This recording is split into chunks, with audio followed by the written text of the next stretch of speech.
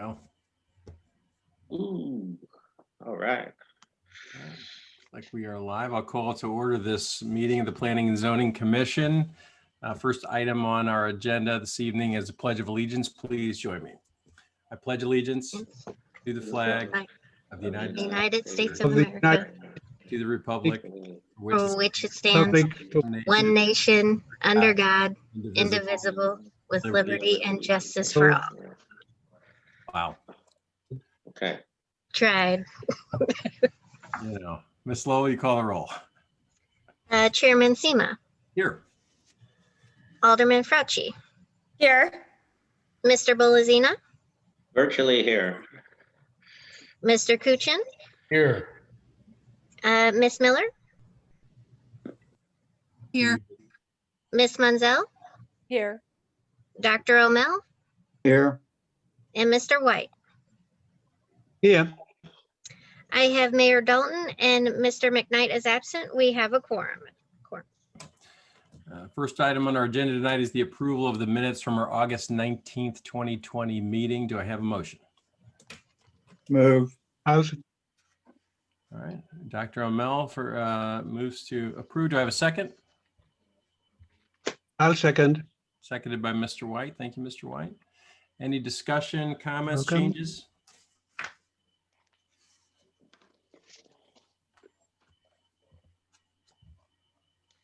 Wasn't there, so I have nothing to say. All right, all in favor, say aye. Aye. Any opposed? Motion appears to carry unanimously. Next on our agenda tonight, old business. Item number 1, a zoning text amendment, amendments to the regulation of fences, section 405.150, specifically prohibited fences, materials, maintenance standards, and permitted fences, continued from our August 19th, 2020 meeting.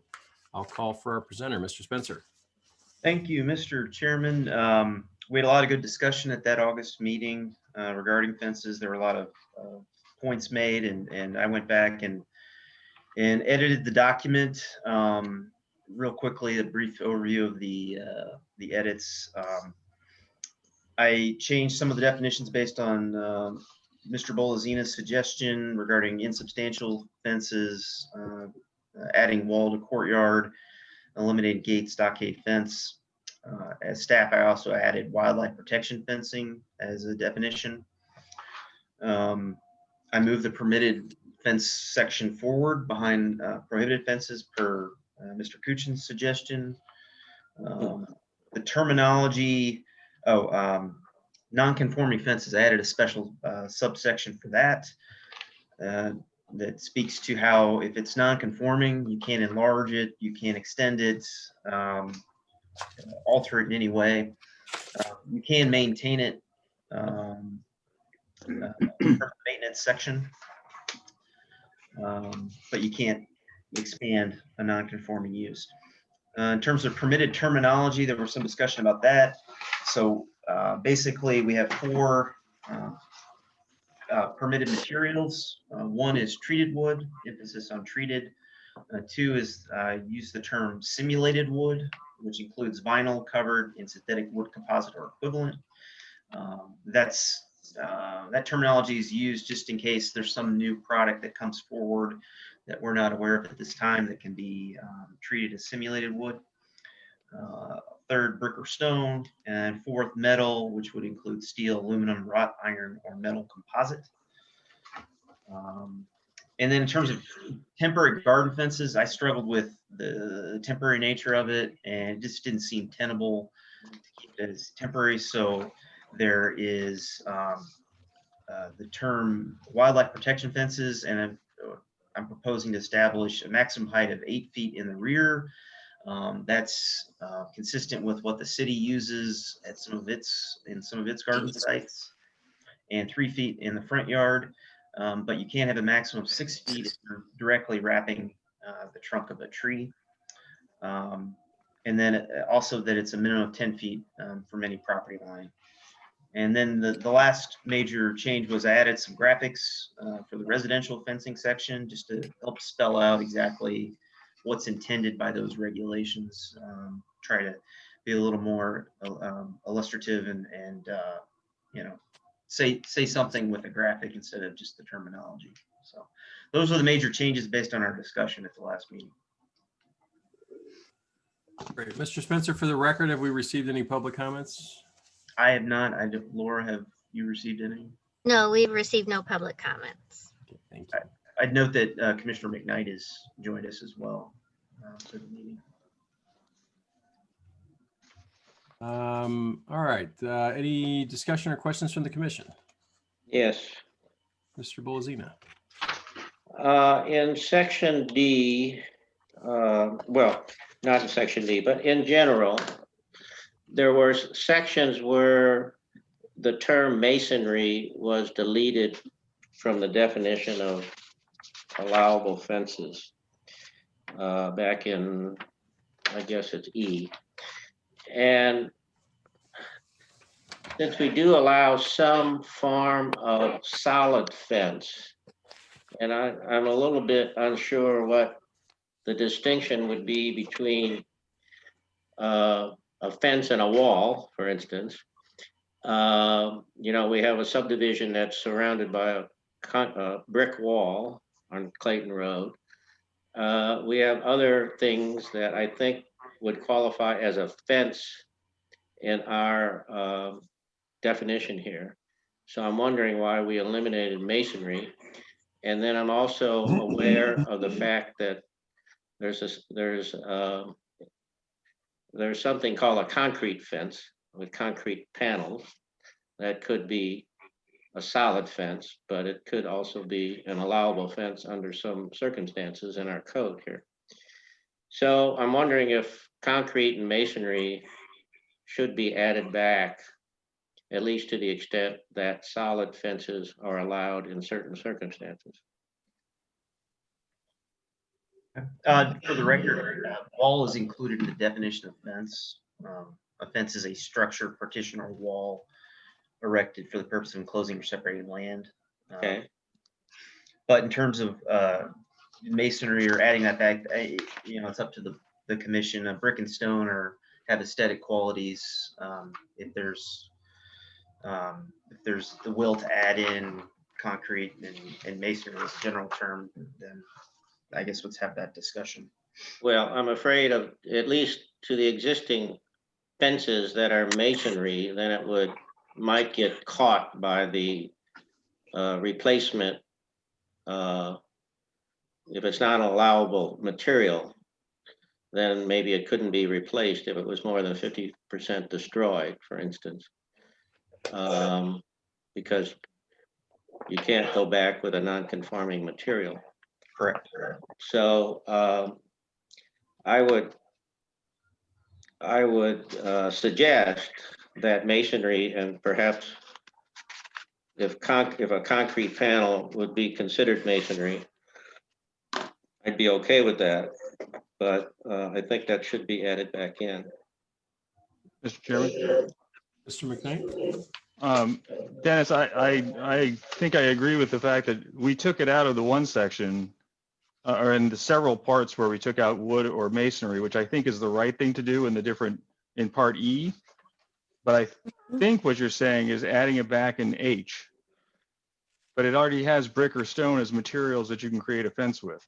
Right. So I'm not, so you're saying that you would have brick, stone, or masonry? Well, for instance, the solid fence in E2, I mean, why couldn't that be masonry? But I'm just saying, I don't think they're saying you can't have it masonry. I think they're just saying it's a fence. And instead of having wood or masonry defined there, they're defining it in the section H, which is what H. materials can be used to Right. create it. A brick or stone in this case. I also read it that way. Okay, I'm okay with that. Mr. Yeah, I read it the Bolzina's, same way. Yeah. Mr. Bolzina's point though, so in E2, a solid fence, which would be a brick wall, can be no longer than 10 feet in length. Mhm. Right. So do we, and yet right now we have a fence that surrounds an entire subdivision that is brick? Yes. Yeah, which is, it's masonry. I don't know what, that might have been annexed in back in the day. I don't know what Okay. code that came under. We're talking about, Strathmore, Strathmore. across from So in Reedville. that case, if that became damaged and needed to be replaced, they could not replace it with a brick wall. They'd have to go with something that's open. They can't enlarge it or extend it, so they couldn't make it longer, they couldn't make it taller. But if it was damaged, and they have performed maintenance on it. I think last year they did a lot of maintenance on it. Yes, That's yeah. allowed under the maintenance section to do that. If it's more than 50%, there's an equation, within 6 months, if Right. more than 50% is replaced, then yeah, they would need to Alderman Fracci? conforming. So I was just going to bring up that same point. I think it's the 50%. I mean, I think if we have a brick wall within Town and Country that surrounds an entire subdivision and 50% of it is in disrepair, we have a whole nother problem, because realistically, we should be fixing those things before 50% is ever in disrepair. And sorry if I can interrupt, Mr. Chairman, I get a chance. I guess I'd go back to that, and I think that the big question that we're saying here is, do we want to build new subdivisions with solid walls around That's my them? point. Yeah, that's not something, we don't want walls is what that's. Right. And that's, And I don't mind, yes. I don't mind walls, but I don't necessarily want someone to build, a subdivision that's a compound that has a 20-foot wall around it that. And they can't. They're Right. not allowed to. But that's what I'm saying. If we just added that back in and said you can build a solid brick wall however you want, you're gonna have people building 10-foot brick walls around things, which I really don't think Right. it looks very good. Right So- now, you have two options for solid walls. One is 10-foot panels, right? The 10-foot sections. And then there's basically you can enclose 30% of your backyard with a solid, or 10% of the backyard with, I'm sorry, with a solid fence. But we don't allow solid fences in the front yard. You have to do the rail fence or wrought iron or what have you along a major roadway. Like I said, Strathmore, I think that came in prior to regulations with the city in terms of annexation. So Got it. Alderman Fracci? So just a quick question, Ryan, and really, the fence that goes around Strathmore, that brick wall really abuts basically a whole bunch of different backyards, correct? So how in this fence code does it differ for an individual residential lot from a subdivision in total? In other words, the Strathmore fence technically does go out around a large portion of the subdivision. And so that would have come to us via the developer, who I Right. assume built that, but you are correct. I mean, it was pre-annexation. So as opposed to individual lot owners who would be applying for a fence permit. So we deal a lot with individual lots in this. And in that case, he would be putting up a brick wall along the backyard of each individual lot. right. Some side yards, but that's a technicality. But right, I mean, it's still, But it'd mostly have to to the be- rear of the home. It'd have to be 10 feet, it'd have to be 10 feet from the lot line though. Right. Yeah. So that's what I'm trying to figure out, how we looked at that from a subdivision perspective. If I can put different words to what I think Alderman Fracci's asking, which is a good question, which is to say, I think certainly I've been reading this ordinance as an individual lot question. And she's asking the question, I think, that says, if a subdivision comes forward with this ordinance in place, what happens? They would do like your subdivision, Mr. Kuchin. I believe isn't there wrought iron along Wideman? Yes. That's what's allowed. That's a major street. You can put a fence of 50% or more open along a major street in the front yard. But if say your subdivision came forward when it was being developed and said, we want to put a 6-foot brick wall along Wideman, we would say, no, that's not legal per the code. It still isn't under this, the changes that we're making tonight. We're not changing. Okay, good. That answers the question. Yeah. Yep, good. Mr. Chairman, Mr. McKnight. if I could, I'd just like to go on the record and say, Ryan, I think that the changes that you and your staff have done on this are spot on as far as I was concerned about the concerns I had with it from the last month. And I really liked the changes you made, including the wildlife protection fences. I thought that was a really creative way to figure out how to satisfy the needs of those residents who want to build fencing around certain things to protect them from wildlife. So my congratulations to you on that work. I agree. Thanks. Mr. Bolzino. Yes. The definition of open space on a fence, which we have 30%, 50%, and those kind of things. And I had made a suggestion of it should be that open space should be considered from a 90-degree angle view of the fence. And in other words, if I put boards up on one side of a rail and they're spaced such that they're 50%, but then I put boards up on the other side of the rail, and that's also 50%, but it essentially blocks the view. So how do we address that? It sounds like verbiage we need to add in under. Well, but that would be a solid fence. I mean, that would be as Right. far as measured, the measurement, not going from an angle, but if you measured it from the front and they block the entire view through the fence. But it's 50% on the side that you see. It's 50% on each side. Yeah, but that's still one fence. Still a solid fence.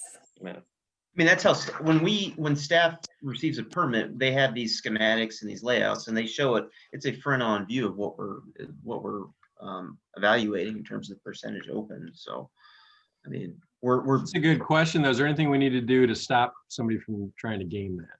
we're doing it in practice. If somebody came in and applied for such fence, I would say it doesn't meet, the 30% open area, that you need to be able to see in between the slats, 30%. Well, should we just say that? I mean, it would be a very simple fix. Open area as viewed from 90-degree angle to the fence. You have to have that open area when you're viewing through the fence. So somebody could game the system and say, I got 50% on each side, but you just can't see through it. If you look at a certain angle, maybe you could see through it.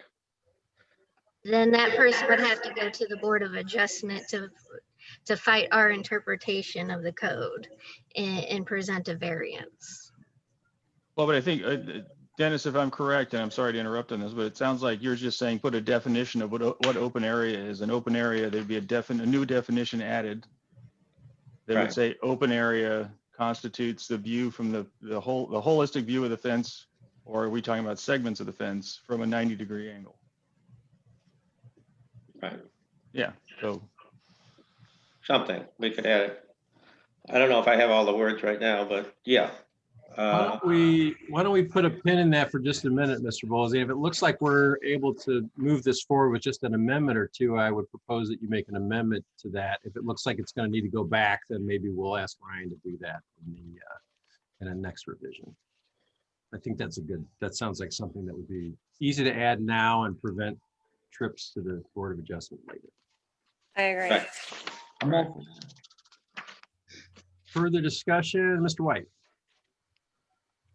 Well, to continue that discussion, we're getting into the areas of silliness, it seems, to some extent. What happens if you have a 10-foot panel which is solid and a 10-foot panel which is just a frame? The two together is 50%. I think we've got to say over a certain section, the fence has also got to be 50%. Excellent point. you know, you could have you could have alternate sections, one open and one closed, a series of solid fences. Right. It seems silly, but I can think of gates that aren't gates and all kinds of funny stuff that's come before us over the years. So, They always find a I way. mean, yep. I guess it's up to Ryan to feel, can he handle the definition as it stands? Alderman Fauci? So couldn't we just say no section of the fence can have less than the 30%, just to ensure that not a single section has less? I think we could. Or it could be handled in that definition that we might have as an amendment. You know I would how- love that. I would love that definition, Dennis. All right, Dennis, you work on that definition while we keep All discussing. right, I'll be back. I'll Mr. come back McKnight. later. Mr. Chairman, I was thinking the problem with doing the section side, and I was just thinking about this myself, because you could say, well, it's a 1 foot section of the fence doesn't show 50%. So you could say like a 5 foot by any 5 foot by 5 foot section or some number like that Like that the you come up segment with. between posts, would be. sort Maybe of- that's the way to do Exactly. it. Yeah. That would be our idea, I think. Dr. Or Amell? even go with a 5 foot by 5 foot or something like that you can pin down and just say, this 5 foot section doesn't match, so you can't, that doesn't work. Right, Dr. Amell. What if you have an approved 50% fence in the back, but you have chickens? So you need to put chicken wire up over the existing fence. Does that meet all of the ordinances? If it's flimsy, unstable, fragile, or weak, including chicken wire, then yeah, that's prohibited. We don't allow. No chicken wire. But we're gonna have chickens in Town and Country, right? Was that passed? That hasn't gone to the Board of Aldermen yet. Okay. So I guess we'll But deal you with it. can't have chicken, like the coops, within so many feet of a property line. Coop would be separate from the fence, I think. Right. Second question, is there a time limit on the fence maintenance? There's a time limit of 6 months in terms of determining the 50%. If over 50% has been repaired, but there's not, in this section, there's not like a time limit saying you have to do maintenance within a certain period of time. That would probably be followed through with the nuisance code and violation letters, and that's all subject to, that's on a case-by-case basis, and working with Ed and his team. So it's to be determined by staff. Correct. So maybe we should put that in there.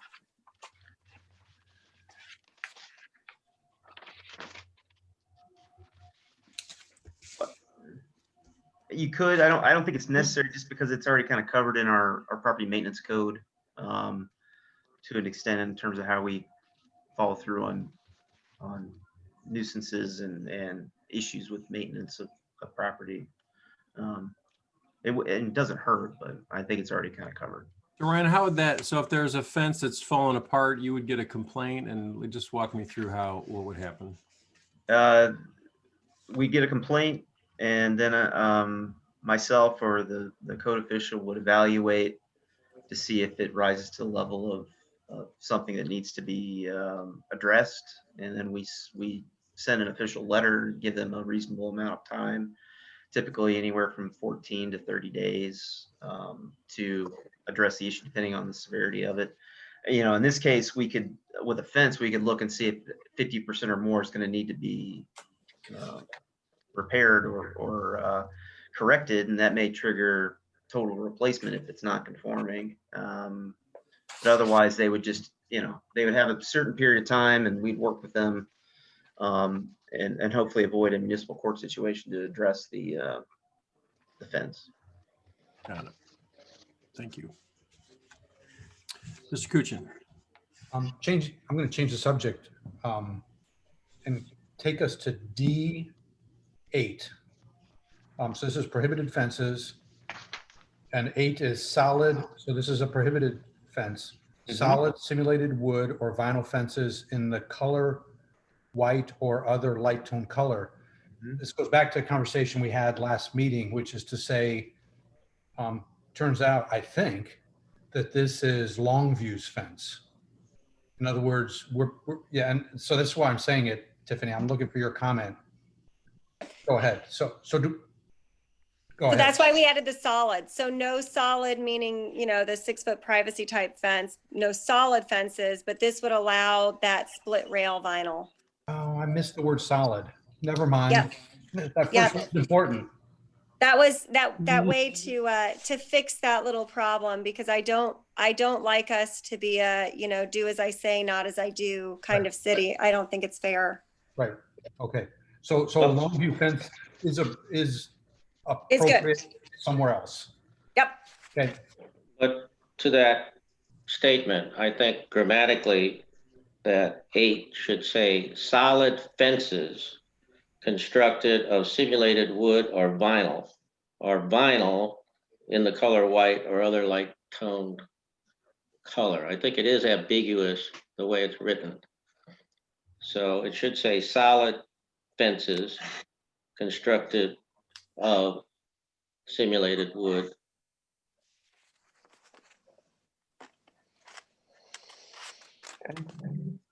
Mr. McKnight?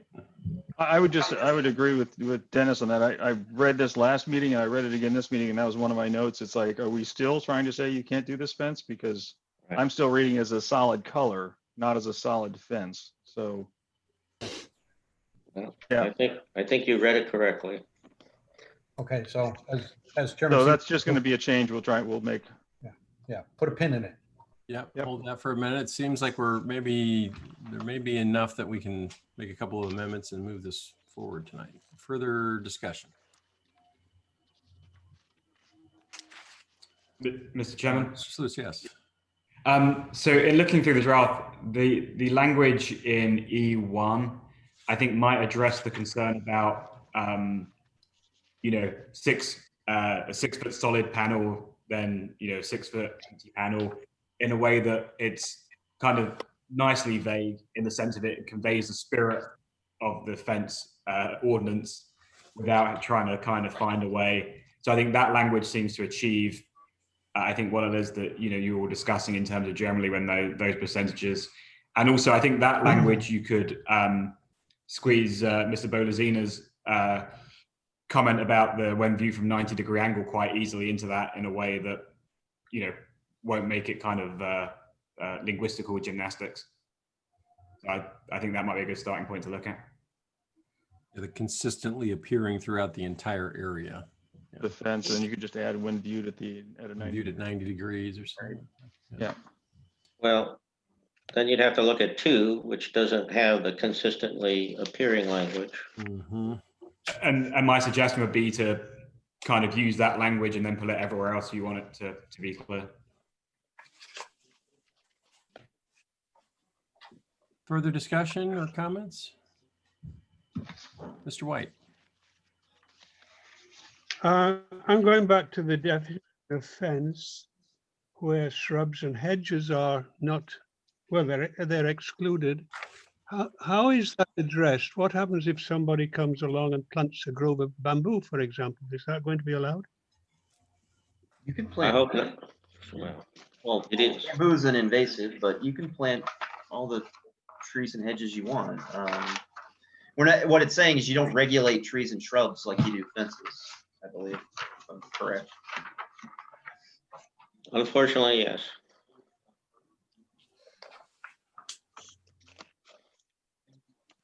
So I got one more. Bolzino. In the repair section, I'm just a little bit concerned about the 50% rule. I can understand if it's a maintenance problem, but let's say, for instance, a car runs into a fence or a storm blows over a section of fence, and maybe it's close to 50%. it would be a little onerous, I think, to make the homeowner replace the entire fence. So I'm just a little bit concerned about that 50% rule under all circumstances. Very specific situation I think you're describing. Alderman Fauci? It just seems like a car running into a section of fence or a tree coming down or something like that during a storm. I mean, it would have to be a fairly small fence if that took out 50% of it. Mhm. I mean, that even if they had to replace 100%, that doesn't seem like it would be a very large portion of fence. Because I see them, cars take out fences on Clayton Road all the time, and it's usually a section or two, you know, of 8-foot section fence, not 50% of the fence in total. And the goal of the city is, of course, always to bring non-conforming items into conformance. So at some point, you have to pick some percentage. Mr. McKnight? I concur with Alderman Fauci. I think that in this case, you know, either the fence is going to be small and the expense is going to be minimal because they're going to end up having to spend it anyway on a fence that gets damaged in 50% of that, or it's going to be one of those things that, you know, there has to be a line we have to draw. Otherwise, these things stay in non-conformance forever, Right, which I don't want either. right. Is there a motion to recommend approval of the zoning text amendment to the Board of Aldermen? So moved. Do I have a second? Second. Mr. McKnight, seconded. Further discussion or amendments? Suggest an amendment, and that is adding a definition of open space, fence, or we could call it fence open space, Open area. open area, okay, fence open area shall be determined by viewing the fence at a 90-degree angle with the percentage of open space considered at, well, I don't know if we want to say consistently appearing or pick a certain footage. With the percentage considered along the, well, with the percentage being consistently appearing throughout the entire area of the fence. Okay, that's your existing language. So the definition of open area would be determined by viewing the fence at a 90-degree angle with the percentage of open area being consistently appearing throughout the entire area of the fence.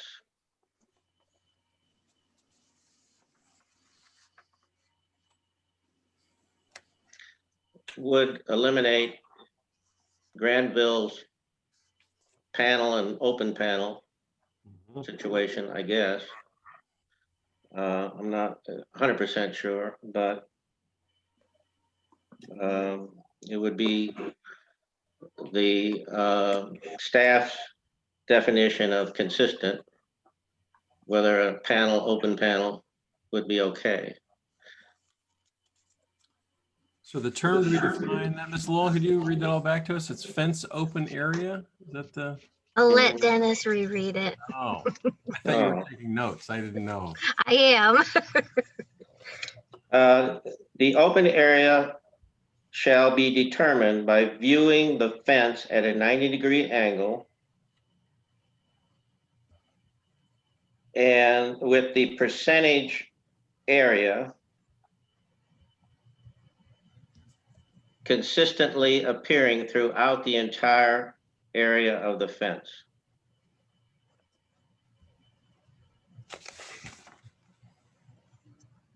Okay. Do I have a second?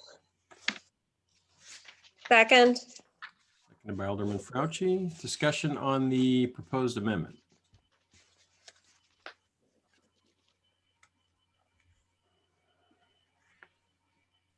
Are we voting? No. No, yeah, we're, Okay.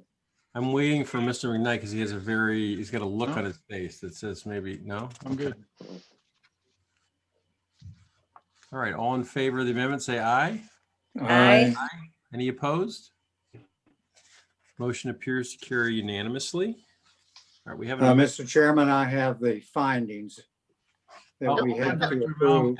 We're not quite there yet. That was just on the amendment. We're not quite there yet on the finding. Oh, sorry. Mr. Chairman, My goodness.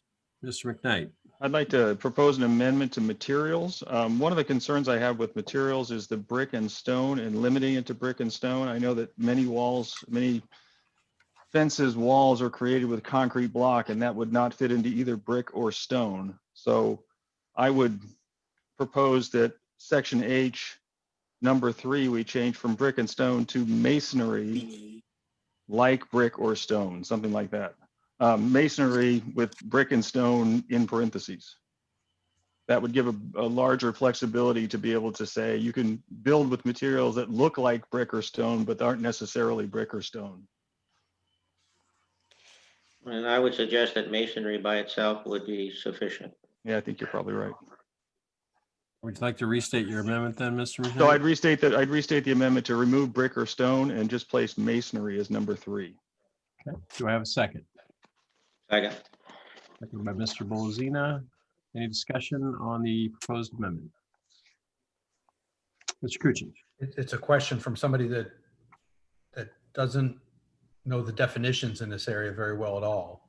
When we say masonry, and maybe I'll look at Ryan, as someone who would enforce this, what does that say to you? If we have one word, masonry. Brick or stone, like brick or stone. Or concrete like simulated stone. Yeah. Which is what we're looking for, right? So Right. Yeah, we just don't want cinder blocks, right? But if it looks like. Yeah, and that's one of the concerns I have with masonry, just leaving it that way, is you almost say excluding excluding cinder blocks. I said brick or stone specifically because I didn't think we would want we want cinder blocks. that aesthetic, even though that's not realistically probably going to happen. It could. good. A concrete panel that looks like stone would be acceptable. Yeah. But it wouldn't be And- stone, that's the problem. Right. And the real name of cinder block is a concrete masonry unit. No.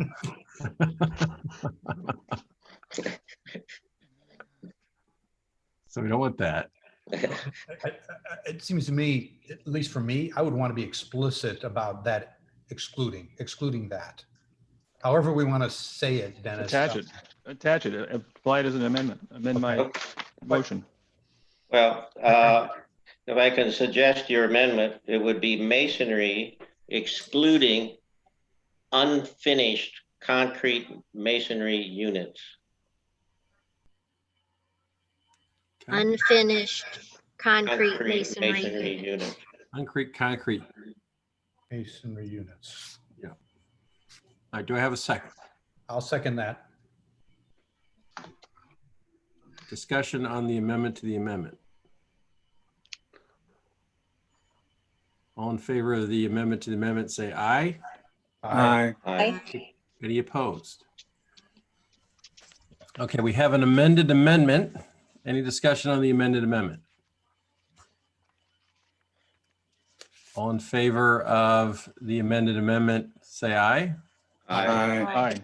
Any opposed? Motion appears to carry unanimously. Okay, we've now amended twice. Any further discussion or amendments to the zoning text amendment?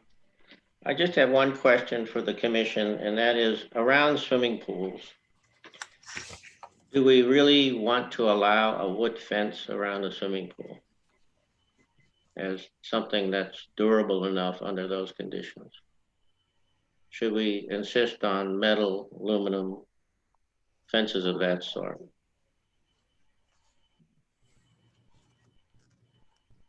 If anybody has any feelings about that, I do, but because think they're a maintenance issue. And the fence around a swimming pool is a safety item. And wood fences need a lot of maintenance. So it's just a thought. But we called that out. Number 6. We say a private outdoor swimming pool shall be provided with a fence surrounding the pool area that is constructed and maintained in compliance with the current adopted town and country building code. I want to I don't wanna defer to the change building that. code at all times when it comes to pool safety. I don't want to Yeah. dictate on fences. Mhm. I agree. So would the current adopted town and country building code allow wood fence around a, I believe it's you need a 4-foot fence, right, at a minimum? Yeah. Yes. Yes, I don't know So- about the openness requirement. I'm not that familiar with it. there, I mean, the With- pool code Bas- allows for a minimum of 4 feet tall. You know, if you're looking at excluding something, that would be something within, you know, these regulations as far as the zoning code. so would we want to do it here or in the building code? Yes. Alderman Fauci. So we're getting ready to update all of our building codes at our next Board of Aldermen meeting. We just first read them this past Monday night. In my opinion, I would not support changing the text amendment as we've stated it. That building code is updated every few years. I don't want to have to go back and change our fence code. If in the future, the building code changes and somehow changes something related to pool fencing, I don't want to have to recodify, you know, an amended fence code because we've done something not in conformance to the building code. So I would not be comfortable making that change. Well, in response, I don't think the building code is going to address materials. It will address things like height and gates and, you know, access and all of that kind of stuff, and a closer on the gate and all that kind of jazz. But Alderman Fauci? But I think that if somebody wants to do the maintenance in order to have, I mean, there are wood fences now around some folks' swimming pools. Specifically, I can say that backing up to the trail in Queenie Park, I can think of several neighborhoods where the backs of their homes go right up to the trail in Queenie Park. And they have elected to fence the back of their swimming pool with a wooden fence in order to afford them some privacy from the trail from a major, you know, county park. And I would not want to tell those folks that they have to have an iron fence that's that doesn't afford them the same amount of privacy as the wood fence does. So again, I'm not comfortable making that change based on fences that already are in existence. And if folks want to maintain those fences, and they'll have to, since if at 50% disrepair, they'll have to replace them. I think that's, you know, that's, to me, that's over regulating. But again, everybody gets to have their own opinion, and you're welcome to make the amendment.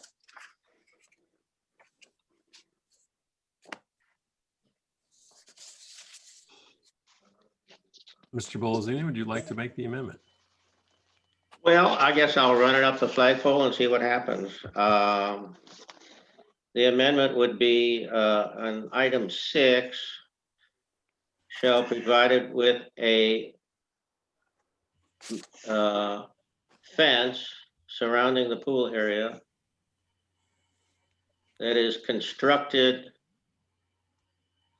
of metal and maintained in compliance with the current adopted town and country building code.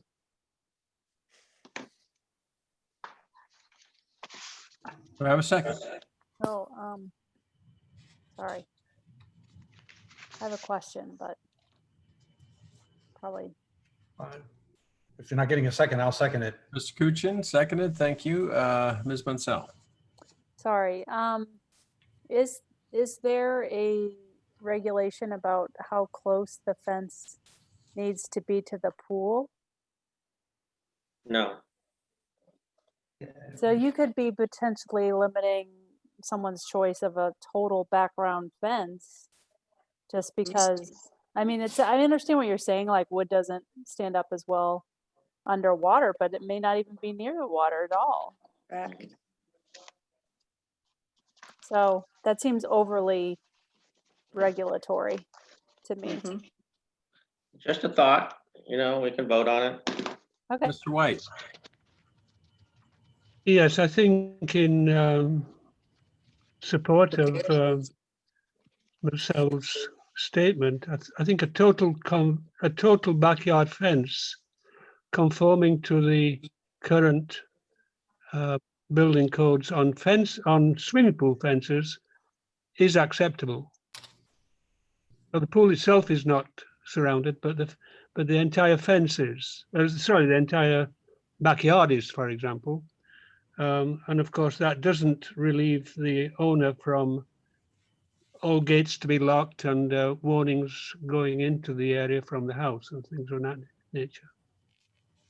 So I think the total backyard fence conforming with swimming pool regulations, I mean, it does conform with what the intent of the swimming pool regulations means. Mr. McKnight. I could also see this being complicated in the fact that some pools are located close enough to the side that the fence is combined with the backyard fence, and the backyard fence may be masonry and maybe concrete and wood. And so trying to make them build another fence in front of their other fence because it's not iron there, I think it's fraught with issues. I will withdraw the amendment. It was a Good thought. Good discussion. Good discussion. It was a thought experiment. Mr. McKnight. I'd like to make make an amendment or motion for an amendment under section D, prohibited fences, number 8, to add the words between solid and simulated, the words fences constructed with. And so it would say solid fences constructed with simulated wood or vinyl fences or vinyl in the color white or other light tone color. So removing fences as well. So the number 8 would now read under this proposal, solid fences constructed with wood or vinyl in the color white or other light toned color. I have a second. Mhm. Have a second? Yeah, I did. Oh, sorry, Mr. Kuchar. Discussion on the amendment. All in favor, say aye. Oh, Aye. sorry, Mr. White, did you have discussion on the amendment? Just one minor point, which nothing's come. Are we concerned with texture as well? For example, a glossy smooth finish, which is what you get with an extruded white vinyl fence. I think we're accepting that, aren't we? We're not going to be concerned about texture of a fence. No, because it wouldn't be a solid fence at that point. So Yeah, it doesn't stay shiny very long. no, that's true. No, and I agree. In some respects, it's better not to maintain these extruded fences. They look better when they're dirty. Except when they turn So- green. That's all that's. All right, so I aborted our vote there, so let's try it again. All in favor of the amendment, say aye. Aye. Aye. Any opposed? Motion appears to carry unanimously. All right, further discussion or amendments? My only thing about question to Ryan, I mean, this examples have color, will that read under all circumstances of people reproducing this and that kind of stuff? And would it be better to have some kind of symbolistic border instead of a color just for reproduction purposes? I debate it. I can certainly simplify it and tell the same story. Mhm. I went with I found a house that met all the criteria in Town and Country, so I used that. But yeah, I mean, depending on how you print it, there's Mhm. potential maybe harder to read. And Or for the I- color challenged. right. Yes. And Yeah, I'm not colorblind, so yeah, you're right. I was being biased there for certain. I about can, 25% of males are colorblind, so. I don't know if we need to make a motion or amendment. I mean, I can certainly simplify it and say the same Yeah. thing. Symbols.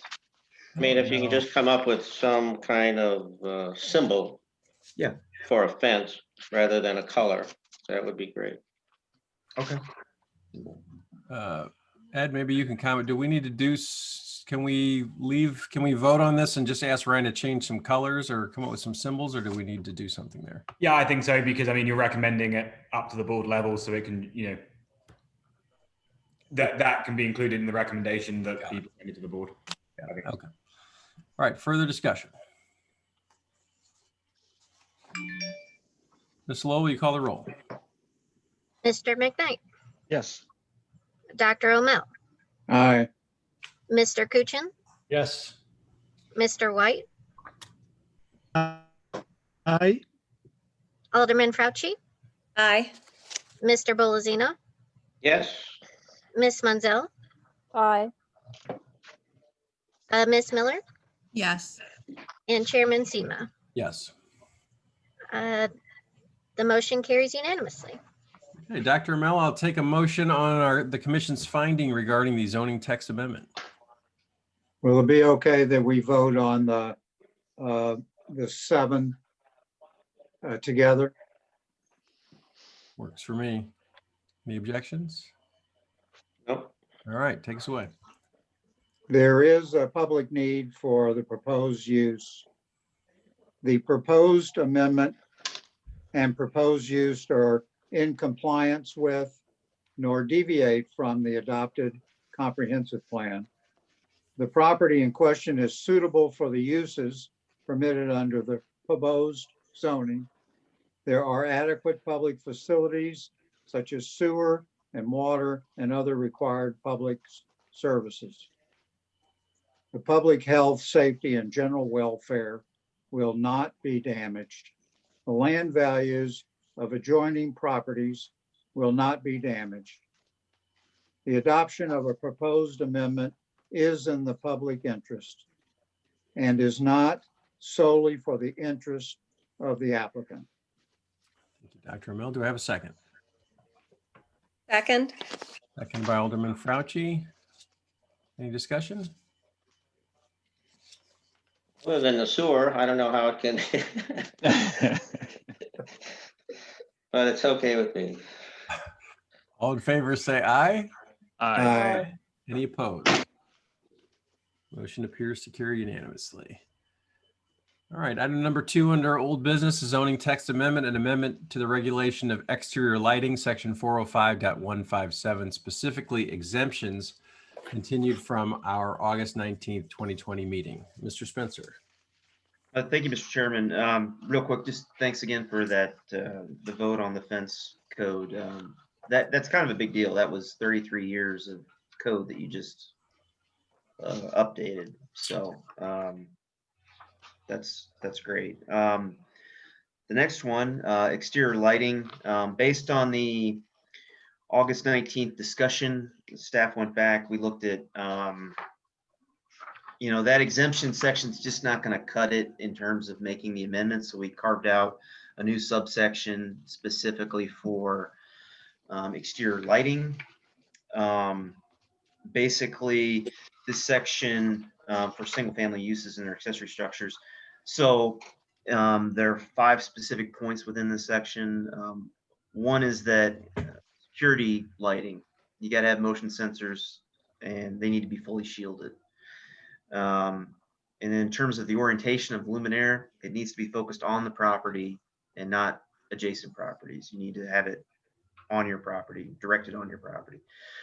Staff amended the intensity of the illumination of the property line from 0.1, which is very, very, very restrictive. Doing some research, almost all cities use 0.5. That's more reasonable. So we adjusted that. We did add the section in an exemption for lighting for the purpose of driveway entrances and building entrances for the purpose of safety. That was Mr. Bolzina's comment, I believe. So there's that exemption. So you're not held to that intensity when you're highlighting those areas. There's a compliance number 4. Basically,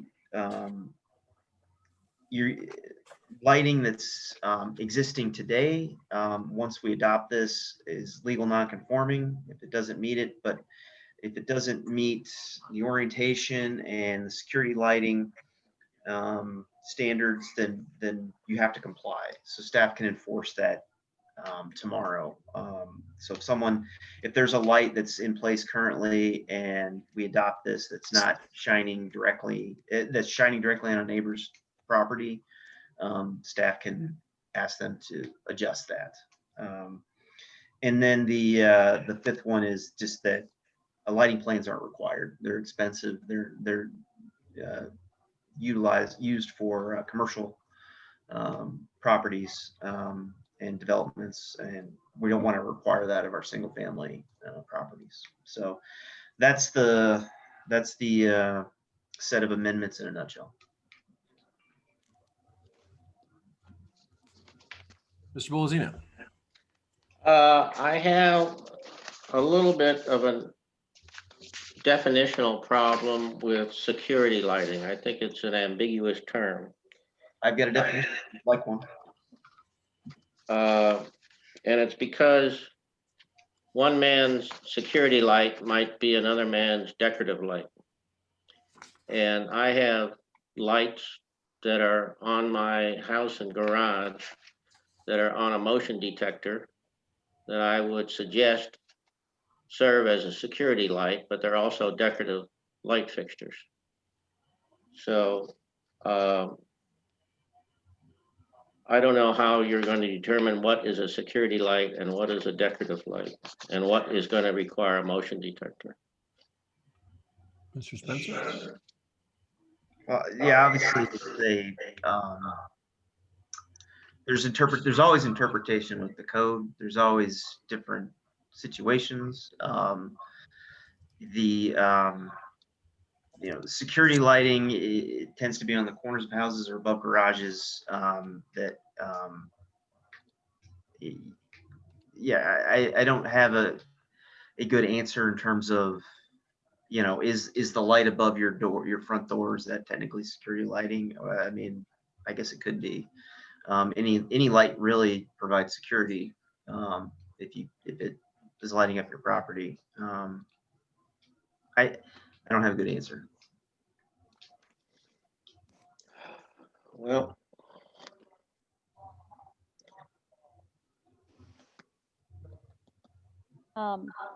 Chairman Sema, or Ms. Mansell.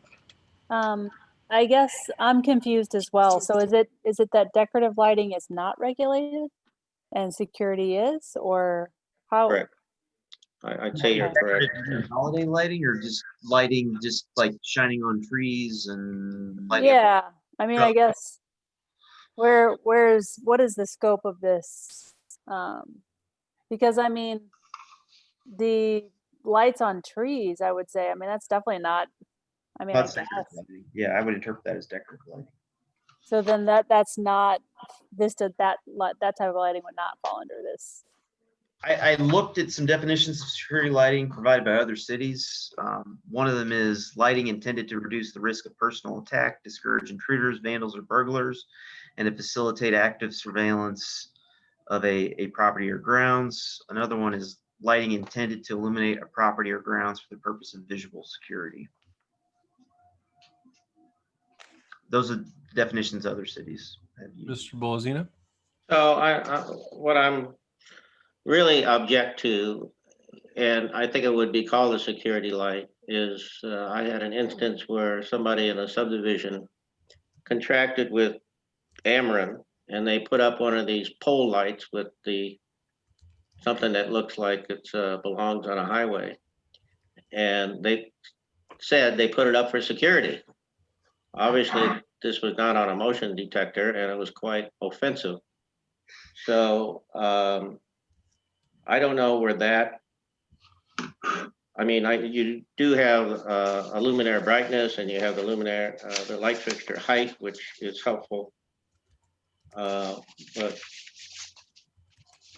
again, I think the question of one man's security light might be another man's decorative light. He could say that, well, I'm just trying to light up my back patio. It's not a security light.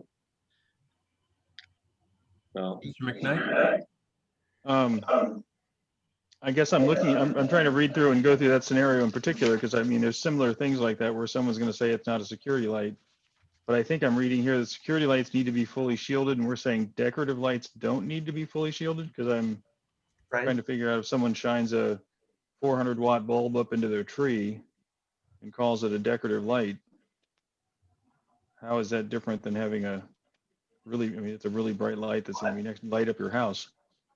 I'd like to return to why we're even talking about this, which is the whole reason this is before you is we've had issues of flashing lights, non-holiday seasons, bright security lights off of corners of houses, shining not directly onto the property, but also taking up other neighboring properties. That's really what we're trying to address. I mean, right now we don't have I have no enforcement ability.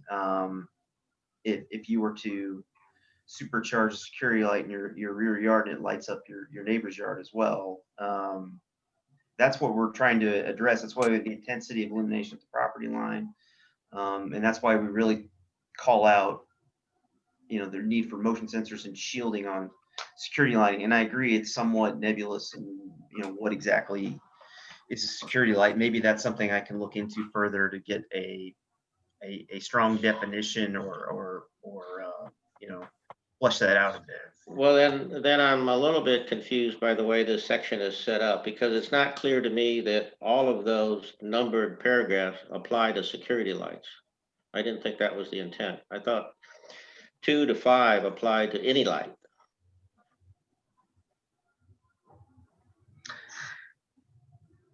Two applies to any light because you should not be shining, lights should be shined on your property and not onto your neighbor's property, if they're being installed correctly. 5,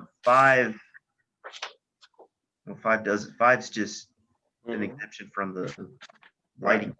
So I'm saying, I mean, if I'm reading this code and homeowner comes to me and says, Town and Country's all over my ass about this light, I would say the only thing that applies to security lighting is number 1.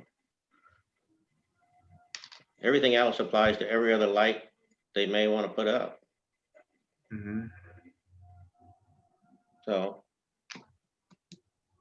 I mean, if the intent was otherwise, it should start out with single family homes may have security lights and I'll have all this criteria. But I would hope that we could go broader than that to correct the situation that you're finding, Ryan, about somebody putting a 300-watt spotlight on the corner of his back porch and it shines right into the neighbor's patio. I don't know if that's a security light or just a light for the patio. And what you described sounds like a security light.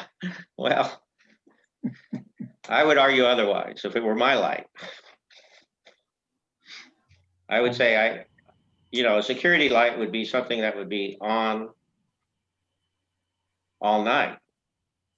And Keep we're saying you burglars can't away. do that. We're saying you can't do that with security light. All right. Alderman Fauci? I guess from my perspective, I was looking at this as number 1, dealing with security lighting, but the rest dealing with other lighting as well, because there is other lighting that does disrupt neighboring properties, as has been stated. I think one of the important things to keep in mind is that we're seeing more and more exterior lighting that stays up year round. And I think that it's important to deal with that. If we need to make some changes, I'm always in for making things better. The first one, I think clearly, obviously deals with security lighting, but I think the others do apply to decorative lighting and any other lighting. And I think that that's a good thing. Mr. McKnight? I guess I'm looking at this and I'm thinking to myself, one of the challenges I have, I like the idea of exempting something on 3, the lighting and purpose of illuminating a driveway, entrance, or building. I guess what I'm coming back to is, I don't know that I care how people light their house if the light's not shining on a neighbor's property and it's less than 0.5 foot candles at the property line. You could make the argument that instead of saying security lighting, you would say lighting that is above 0.5 foot candles must be on a motion sensor and not be on all night, that type of thing. Sure. Or something along those lines where security lighting is considered. I mean, if you want to light your driveway or you want to light your front door, that light shouldn't shine brighter than 0.5 foot candles at your property line. If you want to have a brighter light that comes on when somebody walks around it, that's fine. You just have to have it on a motion sensor. Okay. That makes sense? Yes, I'd like some more discussion. I would ask that staff be given the time to work out, on this and try to improve it a bit if possible. And I would say, so before I lose the floor on this, it's just, I think that the actions you've taken here are good. I mean, I like this better than what I saw last month. I think it actually addresses some of the problems. And I guess I'm looking at the challenges I see here is, if I exempt illuminated driveway and an entrance from the provision of the intensity of the illumination, maybe if I could tie that with the motion sensor and make it so that anything that's above 0.5 at the line has to be on a motion sensor. And it has to be security lighting of some sort. So you're basically saying if you're going to do lights in your house, it can't impact your neighbors unless there's some security concern you're addressing, and that has to be on a motion sensor. I need to look into the terminology. I don't know if we want to go with the 0.5. It might be just the total intensity of the illumination provided by the light, and maybe there's a number there that I can pull from. I'd like to see what other cities have been doing with security lighting specifically, since there's a bit of ambiguity with what we've got written right now. I'd also like to suggest that we carve out for residential uses, people that decide to put sports courts, they're not allowed to be lighted. Is that correct? Right. So we don't have to deal with that. That's already regulated as part of the conditional use section of our residential districts. Okay. The Mueller clause of the sport court amendment. Ms. Monsell. I was just, I guess I would just submit, or at least I think sometimes the, what would be considered decorative lighting is more annoying than what a security light. So I don't know if I'm adding anything to the discussion. I know, Ryan, you're already thinking it needs to be revamped, but I just, so just thought I'd add that I agree. Just to be clear, right now, residential lighting is exempt from all sections of the lighting code. When we remove that exemption, the prohibited lights also apply, which those prohibited lights are basically, so it's just the prohibited lights so we're developing some sort of base of prohibitive lights, and so we're saying that falls under security lights. Right now, prohibited lights are laser source lights, search lights, flickering or flashing lights, except for seasonal decorative lighting and message lighting. That's what's currently prohibited throughout all town and country. Okay. Well, we can certainly expand the prohibited lighting or get a better definition of the permissible lighting. So, Sounds like we're headed in the direction of asking Mr. Spencer to come back to us again our next meeting. So in that spirit, is there any other feedback we'd like him to consider as he's reworking this? it's just what I mentioned before. If there's some way of addressing this Ameren type light fixture that would be on a 30-foot pole and provide great general illumination for somebody's backyard if that's what they want. So they install the pole in the back? Yeah, It wasn't like off an existing and they, no, they put the pole in. Wow. Yeah, And that's kind of along the same lines I have. It's like if you're going to go above this 0.5 foot candles at any point, it has to be targeted to a certain area with a motion sensor. It can't be on dawn to dusk, basically, is the problem I deal with. When you deal with anything past that 0.5 foot candles off your property, having it dawn to dusk is just a problem. Yeah. That I'd love to see addressed in that way. yeah. The light didn't stay on very long because somehow it got shot with a pellet gun, but Surprising. they had to replace it a lot. I love it, Dennis. Unfortunate. But All right, anything else for Mr. Spencer? Yeah. Mr. I don't know who did it. I have no idea who did it. to that point, Ryan, and not to the pellet gun point, but to the height point.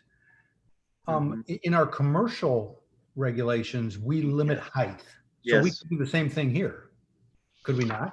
I can certainly look at that and incorporate that. Yeah, that's a very good point. Right now. You could certainly do something on a freestanding light. Yeah. Right. Yeah. And if you're going to consider height, it would be height on a pole and also perhaps height on the structure. So, I mean, one of these lights at the second floor, underneath the roof of the second floor would be pretty objectionable. I'll look at height and how to incorporate that. We've got a light on top of our garage, Dennis. Here? It's lighting the cupola. Oh, Well, anybody with pellet guns in your neighborhood? No, really not. They don't we allow have it. nice neighbors. All right, anything else for Mr. Spencer? Chairman Sema. Yeah, any public comments on this one? Yeah, I just wanted to note we've received no public comments. All right, can I have a motion to continue this matter to our next meeting, which would be our October 21st, 2020 meeting? So moved. So moved. All right, moved by Mr. McKnight. Do I have a second? Second. Seconded by Alderman Fauci. Any discussion? I would just request that it be distributed adequate time before the meeting so that we can be prepared and make some comment. Great. Chairman, if we have suggestions on these, should we send them directly to Ryan? Mr. Ryan and have him? Yeah. Okay, yep, we'll do that. All right, Ms. Lowell, will you call the roll? Dr. O'Mell, Aye. Alderman Fauci, Aye. Chairman Sema, Aye. Mr. Bolazina, Yes, Miss Miller, Aye. Miss Munzel, Aye. Mr. McKnight, Yes. Mr. White, Aye. and Mr. Kuchen. Yes. The motion carries unanimously. Okay, thank you. Next item, new business. Item number 3 is the sign code text amendment, a comprehensive set of amendments to the regulations of signs, chapter 420. Mr. Spencer. Mr. Chairman, I can't believe it. We're here. It's on the agenda. I'm going to share my screen. I was going to run through a PowerPoint and then open it to discussion. If I can do that.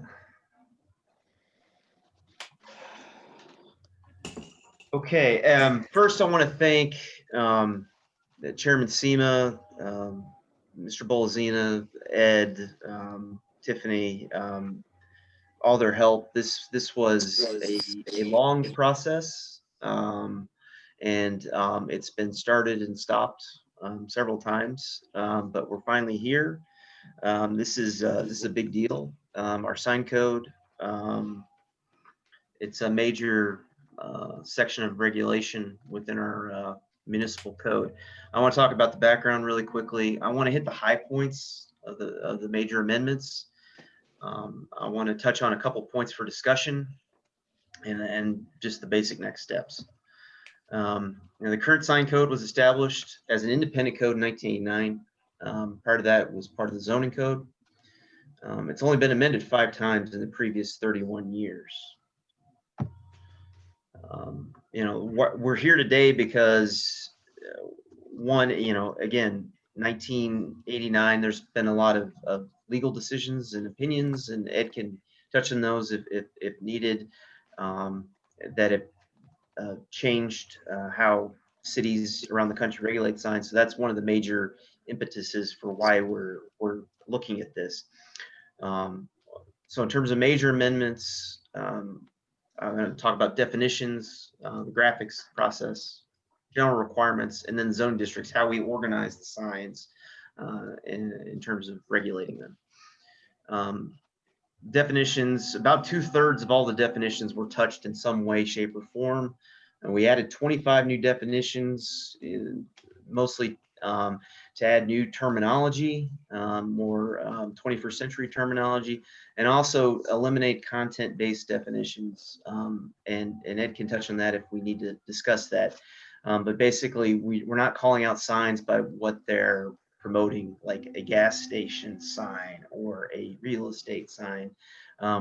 Signs in our code now describe, you know, where they're located and how they function. They're not the content. So we've added 25 definitions. We've amended 13 of them, deleted 25 of them, and only 16 were unchanged. So a very broad update. These are the graphics that were in place, have been for the last 30 years. Staff updated the graphics and illustrations. We're also using photographs now to better state what's intended by our code. In terms of the process, we did a major comprehensive update of our fees, but we did not update fees for sign permits this year because it's within the sign code itself. So staff's recommending that the fee be increased from $75 to $100 as part of this series of amendments. We're eliminating the annual renewal requirement for permits. It's not something that's really feasible for staff to track and monitor and stay on top of. If a sign's not conforming, we have a process in place. We can go out and enforce signage, and you know, if it needs to come down or be replaced, we can do that. So we don't need an annual renewal to track that. Revocation of permits. Right now, if you want to revoke a permit, it's an aldermanic process. This update makes it an administrative process, which is much more streamlined and quicker to follow through with. Variances and appeals. Right now, a sign variance goes to the Board of Aldermen. This proposal would make that a Board of Adjustment decision, which is going to be a much higher burden. It's going to be much more, should be much more difficult to achieve. We are proposing conditional signs as part of this series of amendments. So just like a CUP, a conditional sign would have P&Z review by this board and then Board of Aldermen approval. In general requirements, we've consolidated various technical specifications into one streamlined section. So things that dictate placement, the sign clearances, where they go on the right of way, illumination, design, construction. It's all been packaged together in one section. The current sign code specifies a certain number of maximum colors. We've eliminated that maximum color requirement. We've also added regulations for digital signs, which is a separate discussion I'll touch on in a moment. Sign types. So the current system regulates across a number of different categories. We've consolidated that into 4, basically by zoning districts. So we have residential, major educational districts. When it's a residential use, there's a certain number of signs permitted. If it's a non-residential use or institutional use in those section districts, so like a church or a school, it's in a suburban estate district, for instance, there's a separate section of signage regulations. And then office, senior living, and medical have their own number of signs spelled out, and then our commercial districts. So as you can see from this chart, the number of signs permitted increases as you move into the more intenser retail-oriented districts. Unified sign plans, which are required in our commercial centers. We've installed a purpose subsection for unified sign plans. We've also spelled out the application process and what's needed for our unified sign plan reviews within this series of amendments that wasn't spelled out before. So that's much more clear for staff. Points of discussion. There were two major areas the subcommittee wanted to hear from the full Planning and Zoning Commission, and that was in the area of digital signs and letter heights. Digital signs, right now there's only one approved digital sign within the city. That's the Lutheran Church on Clayton by 141. And this is approved by the Board of Aldermen for a sign variance in 2012. The amendment to the sign code that you're seeing tonight include digital sign regulations that are based on the conditions of approval for this sign. The question that the subcommittee wrestled with was, should we stay silent on digital signs and then you have to seek a variance, or do we add it as a conditional sign where, on a case-by-case basis, based on context, it may be permitted through a review process of P&Z and approval of Board of Aldermen. So that's something that the subcommittee wanted the full commission to weigh in on. The other question was letter heights. So currently, letter heights, if you're in an office medical district, it's basically 18 inches. If you're non-residential use in a residential district, like a school, the letter heights are 12 inches. We've had over 30 plus variance approvals in the past 10 years, just the past 10 years for letter heights. And the majority for buildings along I-64 and 270. Of these approvals, the median size of letter height approved for office medical is 33 inches, and for non-residential, 26 inches. So the subcommittee wanted to hear from the full Planning and Zoning Commission, what is the appropriate limit? It's kind of obvious that it needs to be increased. It's just what should that acceptable length be? A couple of revisions based on the last few weeks that were pointed out to me, and I just wanted to highlight them because I would like to amend these revisions after tonight if this is continued to add these. Mr. Bolzina pointed out that the ground sign graphic really needed a maximum sign height, so I added that illustration. And then if it's an irregular sign, how does that measurement take place? So I added that graphic. I'd like to add that graphic with a text explanation. And then fluttering signs, I believe this was an oversight. It was left out as permitted for non-residential use in residential districts. And another oversight, the moving sign definition right now incorporates fluttering signs. Moving signs are prohibited. So that definition needs to be amended. And Ed can talk more about fluttering signs too, and why that's stated the way that it is. That was kind of a late addition in our process, but that moving sign definition needs to change based on what it reads tonight.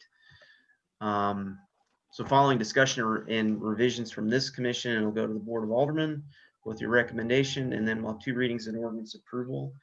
And that was my presentation. So I'd open it up to discussion at this point for questions. Mr. Spencer, any discussion or questions?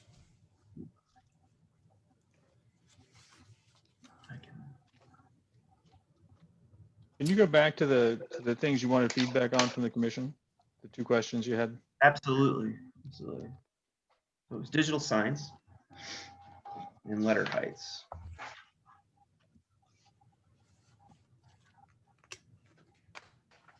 I mean, I can give my feedback on digital signs. It seems to me like a digital sign should require a CUP. I mean, I don't necessarily want them in residential neighborhoods.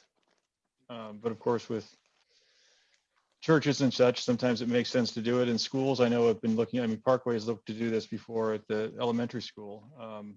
And so these are things that we need to, I think you need to look at them on a case by case basis, is I guess my view of this. Okay. Mr. Kuchen? Yeah, I would agree with Ms. McKnight. I mean, I think context matters when we're talking about digital signs. You know, that context being size, where, what's surrounding, and assuming that, you know, we can, if it's in the CUP, if it's a CUP, assuming we can deny legally for reasons that this commission finds valid, then it seems to me it should be in a conditional use section. Alderman Fauci? So I know when we talked about this in subcommittee, my personal view is that digital signs should not be permitted. And the discussion that we had related to the fact that if they're not permitted, then people can go to the Board of Adjustment to try to get a variance to get one, as opposed to going through the conditional use process.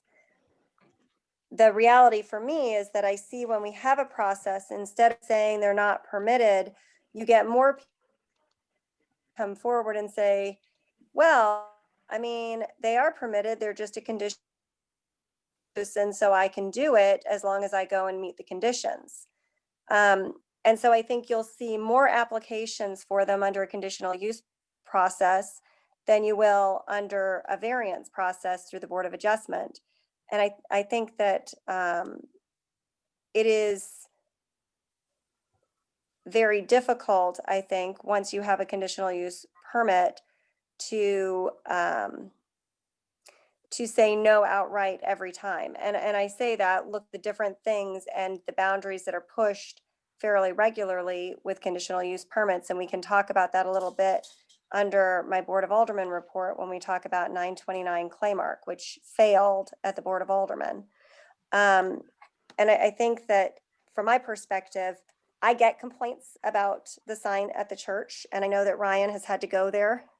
One of the problems with conditional use permits is that we put conditions on them and then the property sells or the employee changes over and those conditions aren't always met, and it becomes an enforcement issue because people aren't, the people down the line who eventually are responsible for taking care of those conditions aren't taking care of them.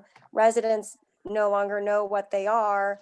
And really, I mean, with the church, I started getting complaints from drivers who found the very fast scrolling and very colorful letters to be very distracting coming off of 141 onto Clayton Road.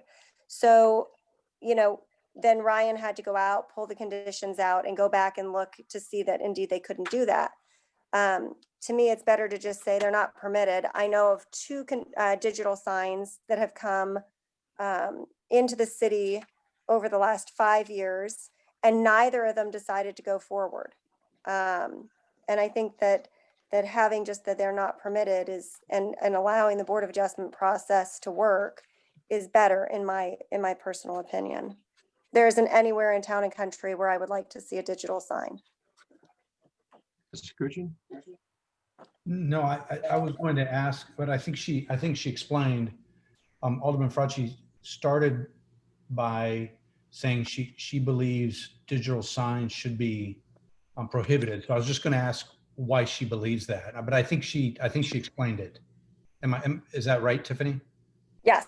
Yeah. Okay. So no question. She's given it far more thought than I have.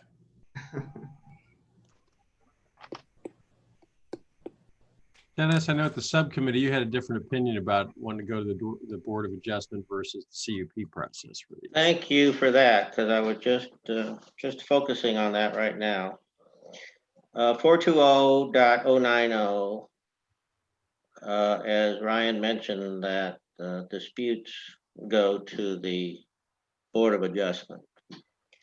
I don't have great confidence in our Board of Adjustment because I believe that they make a lot of decisions based on neighborly or emotional pleas and not the strict application of what Missouri law would say would qualify as a variance.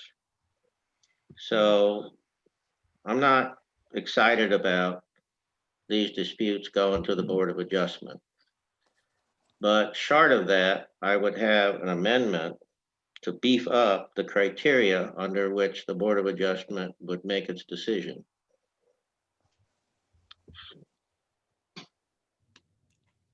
Got it. Thank you. Alderman Fracci? Yeah, so I mean, I think that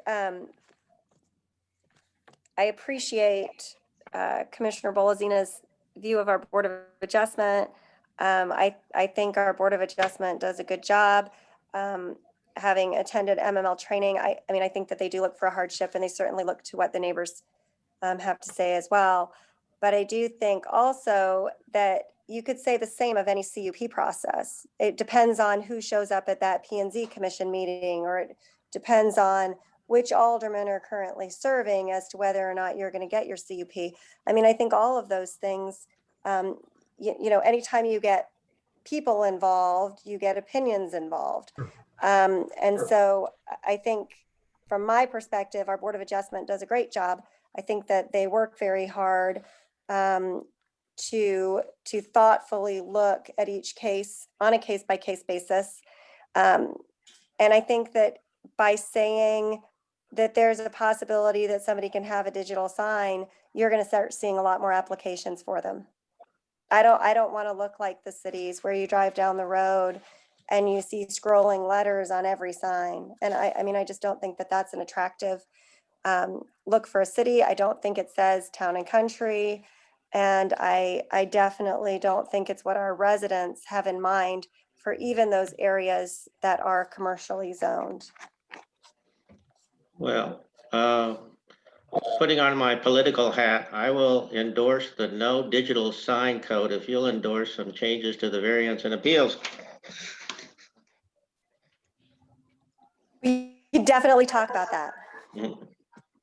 Further discussion on the sign code. Well, the second question was the letter height, and I guess that, I mean, I can see how that's confusing. I'm sorry, Commissioner. I was raising my hand. Go ahead, I apologize Mr. for State. that. I just butted in and I apologize for that. The letter height, I mean, I can see how this is confusing, in particular along the I-64 corridor, where you've got buildings that are a distance back from the road, and they want to have visibility of their sign as cars drive by, which it certainly makes sense to me. And I can certainly see how an 18-inch letter probably wouldn't be that visible from the road, so they'd want a bigger letter. I guess the question I'd have in here is there a way?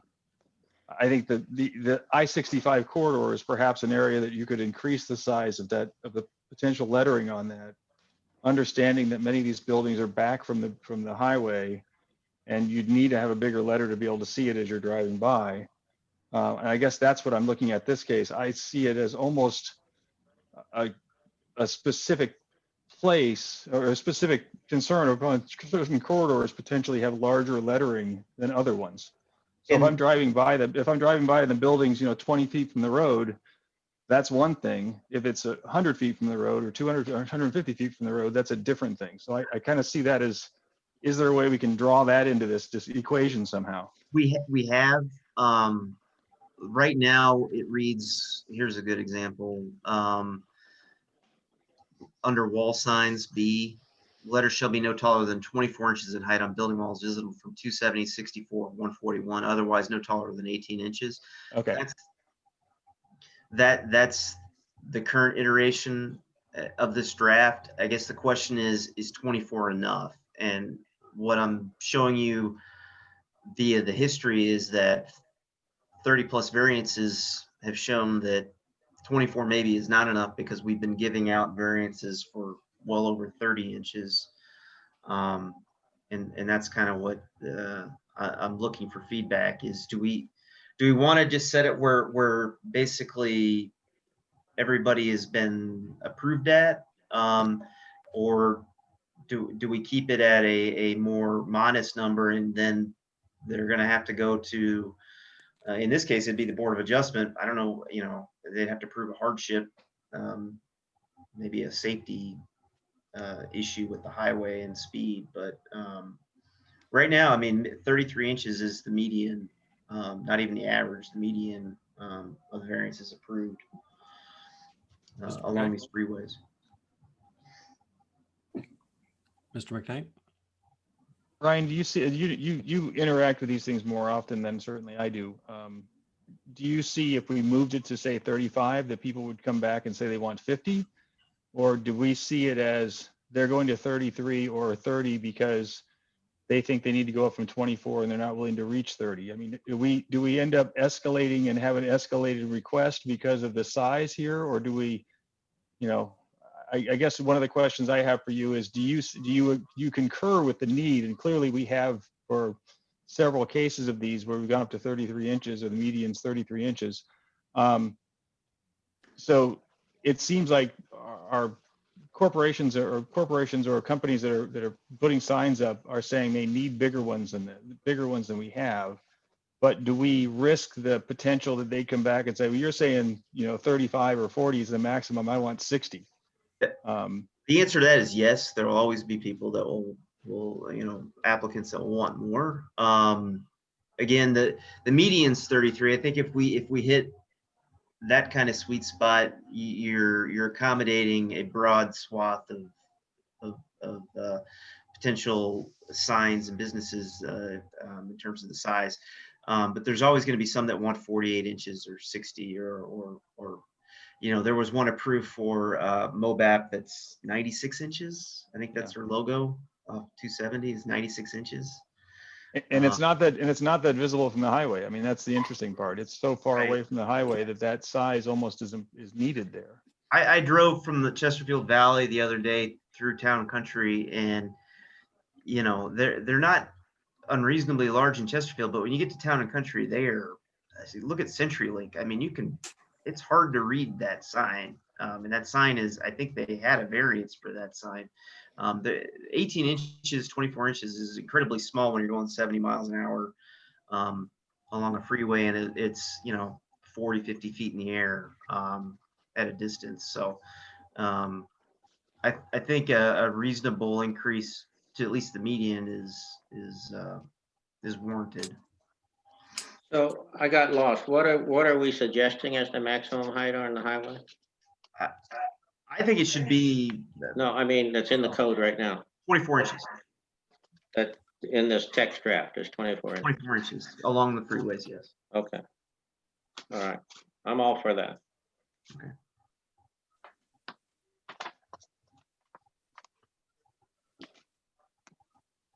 Make them beg. They have, and they've received 30 plus 30 variants. times, yeah. Alderman Fauci. Alderman Fauci. Ryan, can you just remind me, we just had two sign code variances come to the Board of Aldermen for public hearings, one for Accenture and one for US Cloud. Correct. And those were both moving up to 30-ish 30, inches. 36. I don't have it in front of me, but Yeah. I think it was 36 inches for one Accenture, and 30 something for the other. right around 30. Right. Loud. So I mean, we are still seeing these guys, right? Yes. We have a Coming forward letter of with height variance variances. So, almost every year. I mean, if that is sort of the sweet spot. And it does seem like they're always at the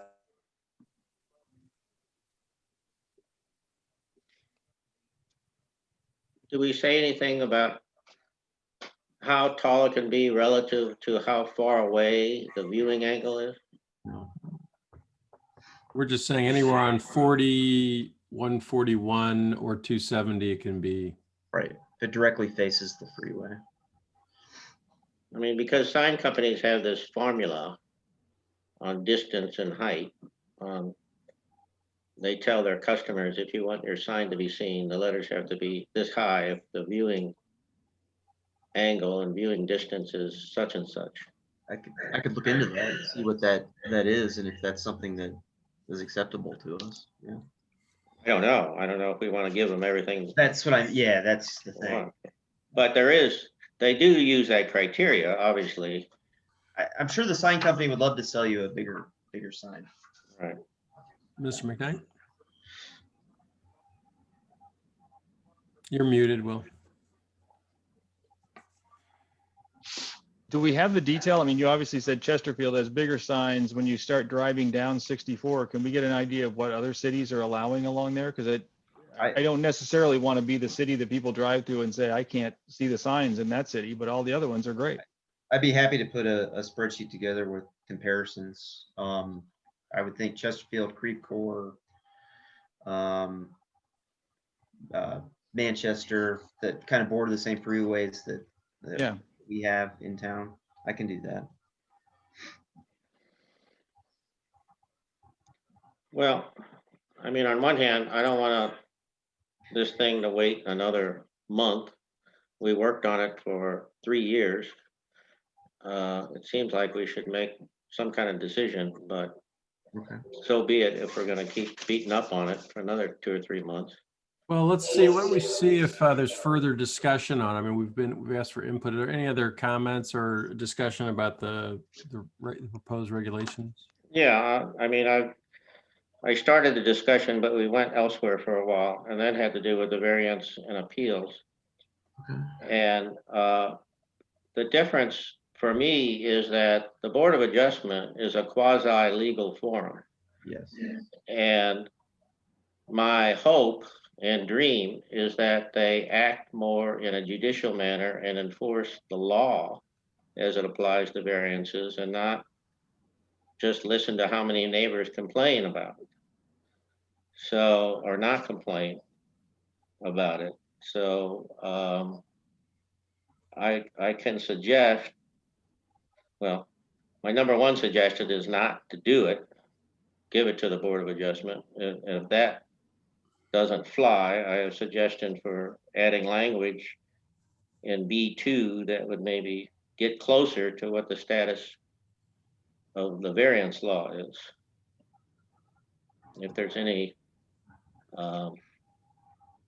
excitement about either one of those.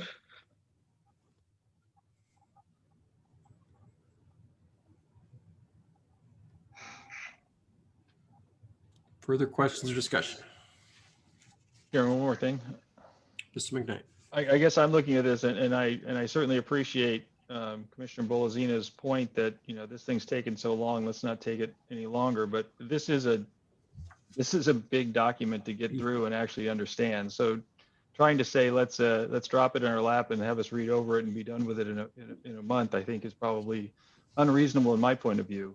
I would like some time to just really mull over it and think through what the implications are. So in my mind, this has been a great introduction, but I kind of see this at least being another month for us to look at it and really try and get our arms around what the exceptions would be and what other things we see that maybe the subcommittee didn't see. No, it's fine. I mean, obviously we've lived with it, so we kind of got comfortable with it, but you need some time to digest it. There's no doubt about it. Mr. White? Yes, I think I'd like more time to look at this.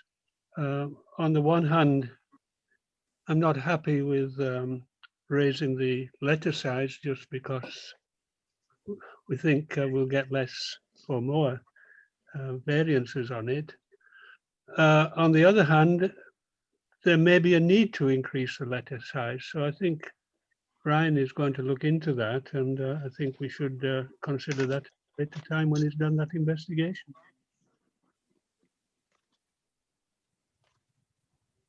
Any other discussion or questions on any sections as you read through this?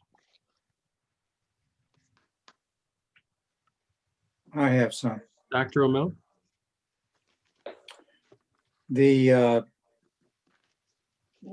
What is the ordinance proposed for political signs? Ed Sluse is going to have to answer that. Beat me to it. So basically we can't, separately regulate political signs because to do so would be a content-based issue. So what every property owner gets under the current draft are a certain number of signs, and they can do with them as they please. Obviously, one probably common use will be to use them for political signs.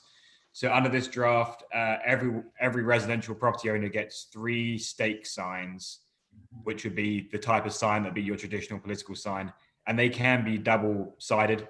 So you could have 6 different messages on those 3 signs if you so choose. Also, residential property owners get 1 fluttering sign, which could be something like a flag or a banner. Probably more often than not, it's going to be a flag.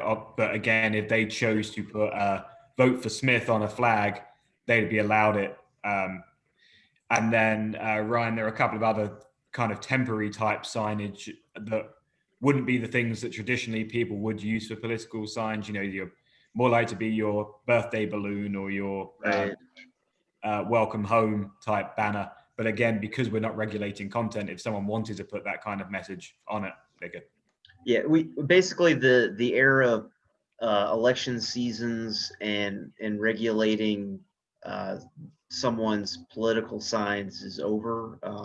The courts have come down on that. So, everyone, like Ed said, we have a generic stake sign, which can represent real estate, your healthcare heroes, congratulations, my graduate, or vote for, candidate Smith.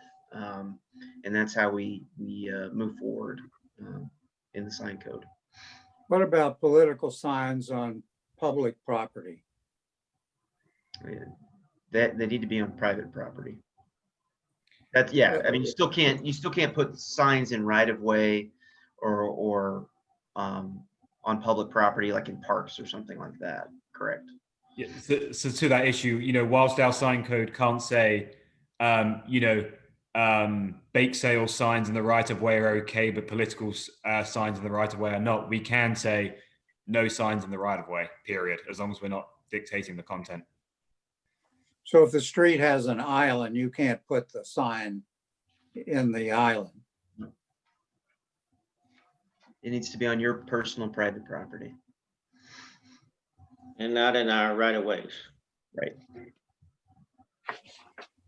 Well, and the islands Second are question. actually owned by the subdivisions in many cases. So that would be a subdivision decision, it seems like to me, but. Correct.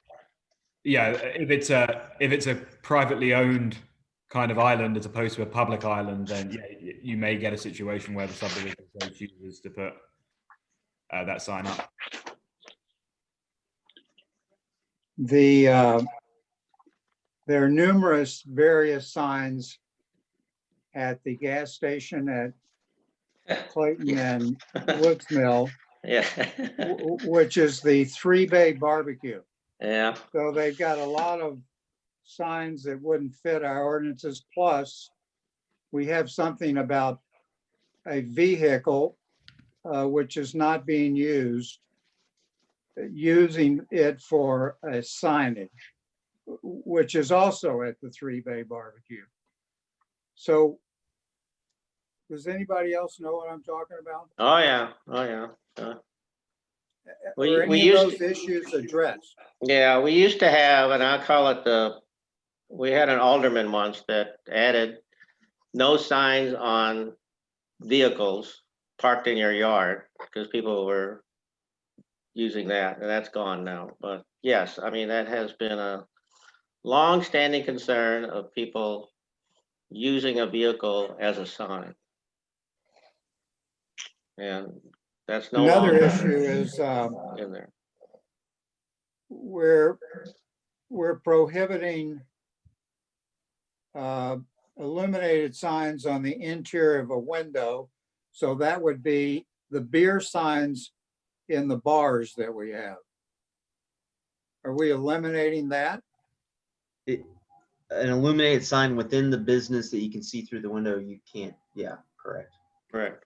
Yes. Because most bars have that. I know a number. In Town and in our Country? city. Country Club doesn't. Duffy's, I don't think does. Dave? Um, the gas station does. I don't know. And next to, not Spiro's, but the other Greek restaurant we have, there's a bar, Dave World Famous, or Oh, Dave World Famous, yes. Yeah, he has a lot of beer signs. yeah, he probably does. Yeah. So are those grandfathered in, or they have to take them down, or? They're non-conforming. We have a non-conforming section to amortize those signs if we were to implement that, yes. Basically, let me find it. What was that, Ed? It is section 420-100 of non-conforming signs. All right. So there's basically 4 ways to terminate a non-conforming sign. One is immediate, within 3 months after the effective date of this adoption. Any flashing signs, animated, moving signs, signs obstruct free ingress or egress from the fire escape, door, window, such and such, obstruct vision, create safety hazards, basically, can be removed immediately, basically. Then there's termination by abandonment. It's no longer being used for a established business. Termination by damage or destruction, 1/3 of its replacement cost. Wait, what is this?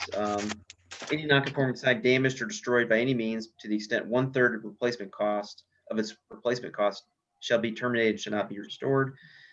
And then there's termination by amortization, which is based on a value of the sign, and then there's a period of time established, and then property sale or non-renewal lease.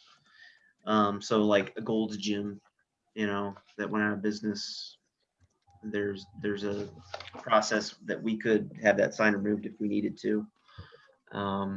There's pros and cons. I mean, sometimes having a sign up looks a little better than having the big empty space in a retail center, but we do have a process to remove it if we need to.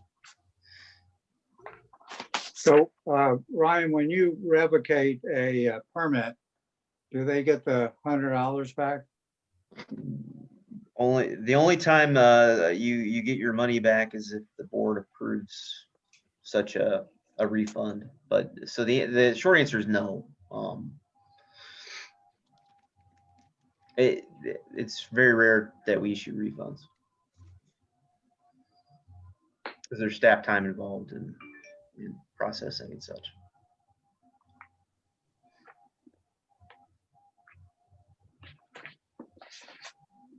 That's all I have for now.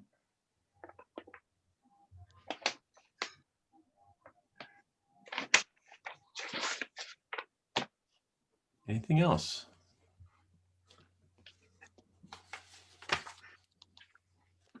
All right, I'll entertain a motion to continue this till our October 21st, 2020 meeting. Mr. So White. moved. Alderman Fauci, we have a second? Second. Second by Mr. Kuchin. Any discussion?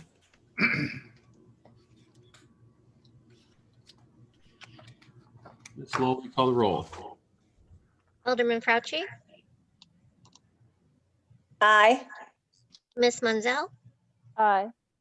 Dr. O'Mell, Aye. Mr. White, Aye. Chairman Sema, Aye. Mr. McKnight, Yes. Mr. Kuchin, Yes. Miss Miller, Yes. and Mr. Bolazina. Yes. The motion carries unanimously. Thank you. All right, other business, Mr. Spencer, staff updates. And just real quick, if there's any comments regarding signage, please send them to me. I'd be happy to take a look at any comments you guys have. I just sent the revisions to 420090. Thank you. Other business, everyone should have had a memo from the city administrator at the end of their packet. So per the city attorney's office, we've been looking at some of the terminology in our code regarding city treasurer and city engineer as listed positions. And if I get out of school ed, please correct me. But basically, it's older terminology. Right now, we're supposed to have a citizen engineer on our planning and zoning commission. Staff is recommending, and the Public Works Commission reviewed this as well, and concurs that that position should be removed from the Planning and Zoning Commission. We have professional staff within the city. We're in between engineers at the time, but in most cases, we always have an engineer on staff. We have engineering consultants that we can speak to at any given time on contract.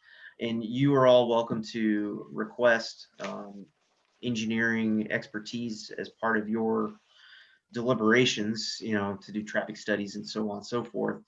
So we have that ability. The feeling is we don't need this stated position on the commission. So the recommendation is just to have the 8 commissioners, the mayor, and the aldermanic liaison comprise the Planning and Zoning Commission moving forward. So the city administrator wanted you to review that recommendation and provide any feedback. So, Mr. Sluse, is this something that's handed to us from the state on our composition of commissions? No, I apologize. I haven't been involved in the preparing, but there's nothing that's, I think, come down from the state. What it is, it's a look at some of the positions in the city's code and a decision about whether they require updating. But doesn't the state have something to say about the composition of various commissions? Right. The P&Z there's a statute that talks about who can be on the P&Z. There's nothing in there that says, that there has to be a city engineer who is a resident who's on it. It talks about having a certain number of residents and that the mayor and an alderman can also sit. Because somewhere in my recollection, now many years ago, was that there was something in the state, but maybe it was removed. It was removed. That was removed. Alderman Fauci? So I might be able to add a little bit of clarity to this. The mayor has come to the Board of Aldermen with the desire to amend our code in 2 areas. One is to remove the position of city treasurer, and the other is to remove the position of city engineer. Both of those positions are to be held by a resident of Town and Country. In the past, our director of finance, Betty Kottner, was also a resident of Town and Country, and therefore was also appointed by the mayor as a city treasurer, and therefore held 2 positions as the single person. These 2 positions existed a long time ago prior to as professional as staff being available necessarily to each city. So the mayor has expressed a desire to remove these 2 positions from our code. In removing the city engineer, and the Board of Aldermen has not yet voted on that, but the portion about the city engineer being removed from our code as a position within our city also would necessitate a change to the composition of our Planning and Zoning Commission, as that person would be a voting member of the Planning and Zoning Commission, bringing engineering experience from a local resident perspective to our board. Now, there are other options besides that. We could, as I'm sure all of you know, most of our commissions are actually ward specific. We have 2 people from each ward serving on most commissions. Planning and zoning is not ward specific, so you could have 1 or no people from any particular ward serving. You could, though, designate that somebody had to have engineering experience or background or a current PE to serve in one of those positions. As an example, on the Ways and Means Commission, we recommend and strongly look to have members serve who have a financial background on the, on the Ways and Means Commission. The Public Works Commission, for composition, recommends folks who have professional experience within the public works sector serve on that commission. So we could make that type of amendment. What we're really looking for, and Bob Shelton asked me to speak to, is he's not necessarily looking for a vote, just a recommendation as to whether or not you feel it would be appropriate to remove that position. Now, I will say we haven't had a city engineer within Town and Country for a number of years. Dave Huff once served as our city engineer. I think he was our first city engineer. And Skip Mange at one point was also our city engineer. So the portion about that, though, in removing that position, you do take that citizen portion of it out of it, as our director of public works, who would be an engineer who works for the city as professional staff, could never be the voting member on the Planning and Zoning Commission as a staff member. So it's just something for us to think about. We don't have to make a recommendation today, but Bob Shelton has asked for us all to at least consider it and consider what that change to the makeup might look like going forward. Yeah, I mean, And I'm happy to answer any questions. yeah, I think the composition of our commissions are certainly focused on citizen participation, and that's always been important. But I think as citizens from all different perspectives, which is important. So, but I do, now that you're going down this path, I certainly would endorse some kind of composition and requirement that a certain number, and maybe more than one, should have some architectural or engineering background on the planning and zoning. I would also endorse somebody with a law background on a board of adjustment.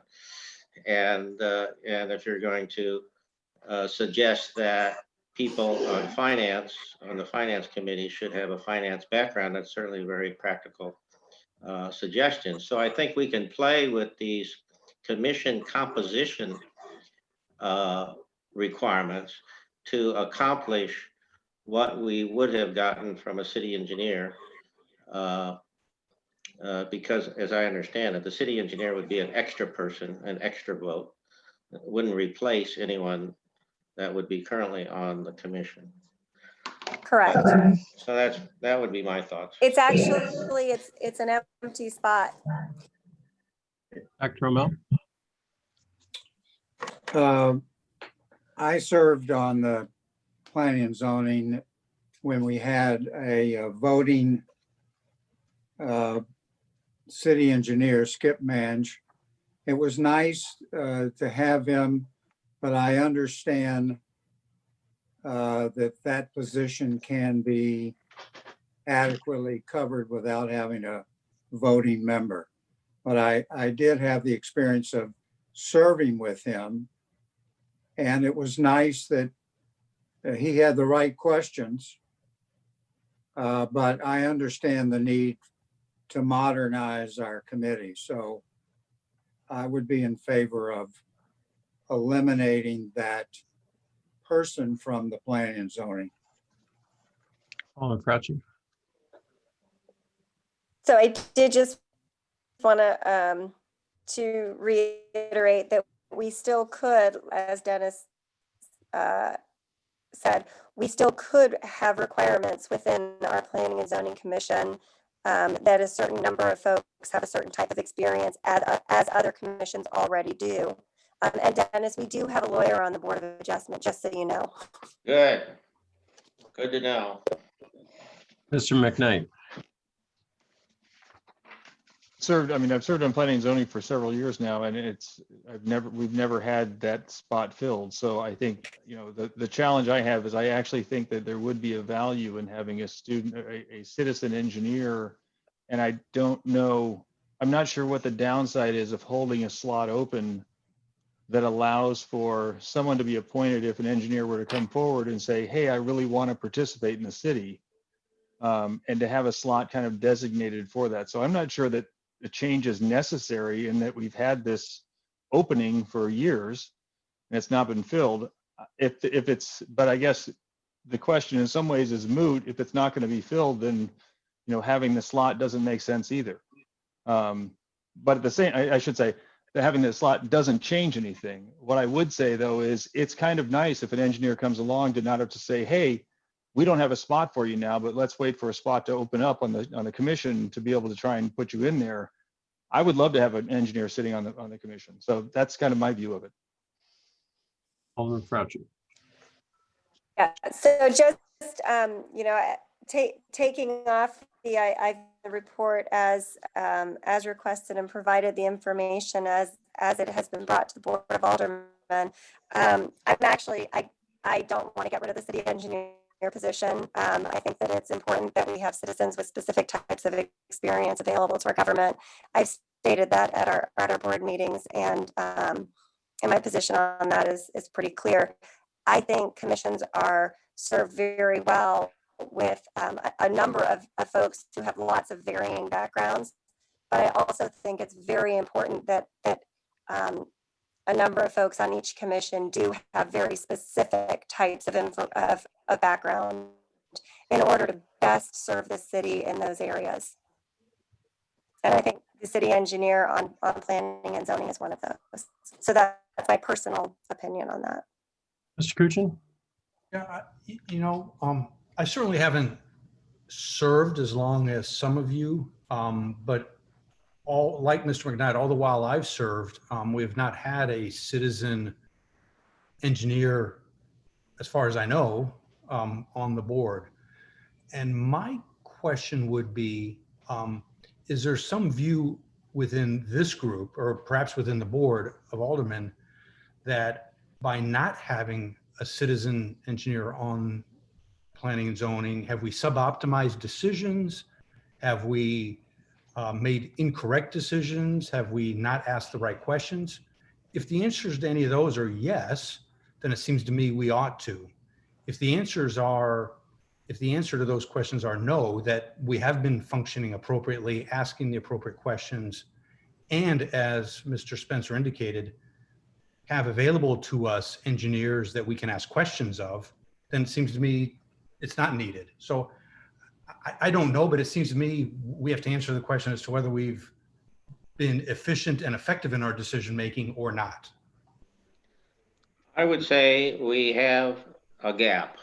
And I think, if I recall properly, I think Craig Kreckelmeyer was an engineer, at least licensed. I don't know if he was practicing. And we've had Skip, of course, and we've had, I think, someone else. I was going to say, I have an engineering degree. Ah, that's right. I'm a civil engineer. There you go. I'm a teacher now, but Right. I was going to say, I mean, what I feel like the term engineer is being used in a very broad term. I mean, there's all types of different engineers. I mean, Correct. you could get an electrical engineer that wouldn't know anything about some of Right. it. I mean, they know tons of stuff about other things, but I mean, Right. so I think the type of engineer that you guys are probably referring to is more of a civil or construction type. So, I mean, unless you want to limit it, to just say, oh, we need an engineer on planning and zoning. I mean, I have an engineering degree. Move to recommend Ms. Menzel for the city. That's right. We're going to keep the job open for her. So, but you're right. Yeah, I mean, we do have to get a little bit more pointed on the term engineer because. I mean, it's Mr. White and then Alderman Fauci.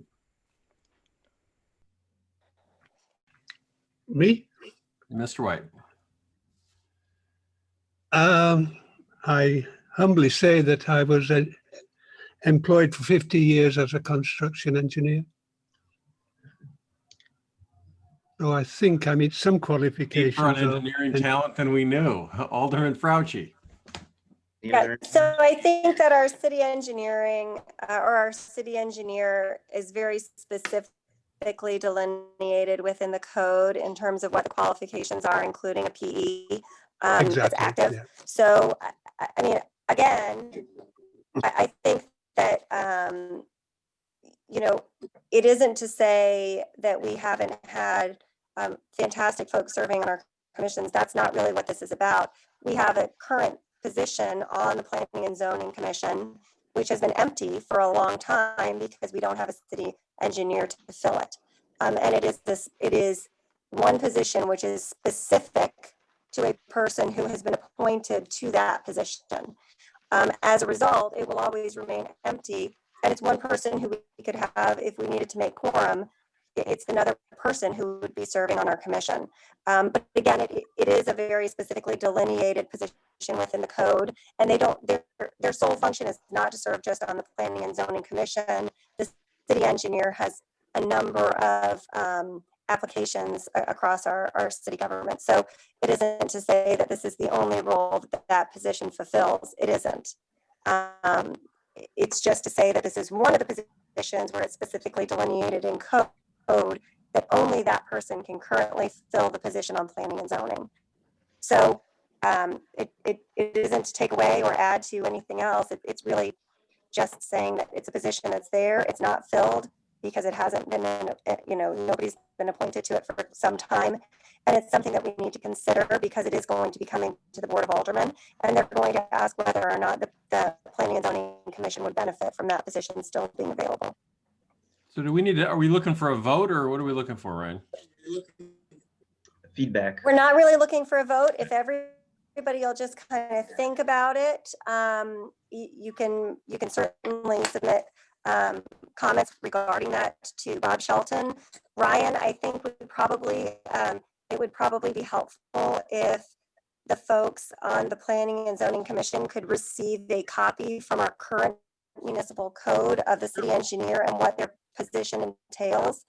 So perhaps we could send that out, or Laura could send that out, so that folks would know what we would be losing if it goes away.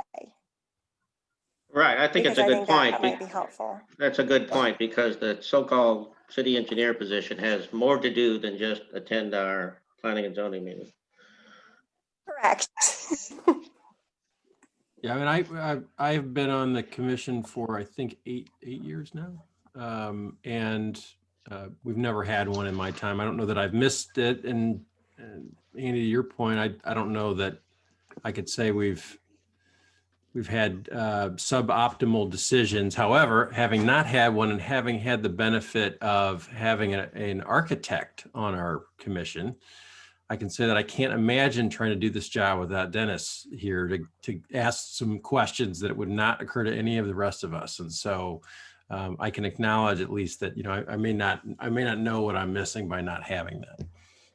I just for the record, having served as a liaison to multiple planning and zoning commissions in different cities and states, this board is quite broad and deep in its various experiences, and I think the citizens of this town are well represented with the people assembled here, with all the background we have. Just for the record, my own opinion. Yeah, I mean, no, we have a great commission. There's no doubt about that. It's just sometimes if we had, for instance, a civil engineer, because many of the things that we're looking at have to do with looking at topographical maps and drainage and all of that kind of stuff that civil engineers do every day. So they could digest those plans pretty rapidly. I mean, I understand them too, but yeah, it would be helpful with some of the other details, like, where does the water go? So I think whatever. I think you'll see when we send you the code sections that refer to the city engineer. It really was intended as more of a staff member, to be honest, in terms of the different responsibilities. Yeah, right. We don't need that. Right. We have that. We have a director of Right. we have professional staff. I think it's more important that we specify the backgrounds and professional qualifications that we really are looking for to represent the city on this board, be it architecture, engineering, legal, real estate, what have you, as trying to get that representation on this commission, rather than a specific, you shall have a city engineer and it shall be a citizen of town and country. I'm agreeing. So I'll see what Tiffany is saying about. She seems to be a little bit nervous about eliminating the position. So I'd like to see what the thoughts are on that. Anything else on this topic, or should we move on to our report from the Board of Aldermen? I think we should have a pyrotechnical report, actually, before the end of the evening. Well, it's a week and a half, Sky Wars, Village of Innsbruck. Get your tickets, skywarsevent.com. Yeah. All right, Alderman Frauci, report from the Board of Aldermen. Sure. So we've had a public hearing now on the 14 Country Air Pavilion, which we passed out of planning and zoning. We've just completed our reappointment. We currently have 2 sign code variants before us, which I referenced earlier. And the most important thing I wanted to mention is that the 929 Claymark multi-purpose accessory structure that was before us did fail at the Board of Aldermen.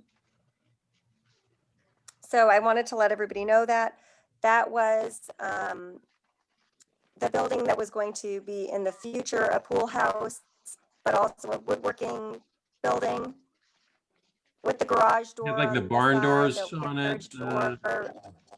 Yeah. It was like it had an overhead door that they were calling a carriage door. At the Board of Aldermen, after it came out of planning and zoning and going through a couple of Board of Aldermen meetings, one of the things that I noted was that his future use of that building as a pool house would actually be prohibited without a variance from the Board of Adjustment because of its location in relation to the side lot line. So I made an amendment to that plan, which passed the Board of Aldermen. However, as you know, that we don't allow forward-facing garage doors. There was an amendment made by another alderman, which was that the homeowner couldn't park any vehicles in there and use it as a garage. The homeowner became a little unhappy about that type of amendment being considered, and the building did fail the Board of Aldermen. Oh, yeah. So, Wow, interesting. I believe Dennis, I the believe you concern voted no to about it that being one at planning and forward-facing zoning, garage was so- brought up by Mr. Bolzina on this. So Very good. Very apparently, he good. did want to park his car in it. Probably. Can't believe everything you hear at P&Z meetings. Mr. Chairman, move to adjourn. All Oh, right. okay. Do I have a second? Second. Seconded. Any discussion on the motion to adjourn? Dennis? Yes, I still want to hear about the Skyworks show. Well, I think everyone should hear this. You were on the news today. Why don't we adjourn and then I'll be happy to have to tell you all about it. How about All that? right. So we have a motion. All in favor, say aye. Okay. Aye. Any opposed? Aye. Bye. Okay.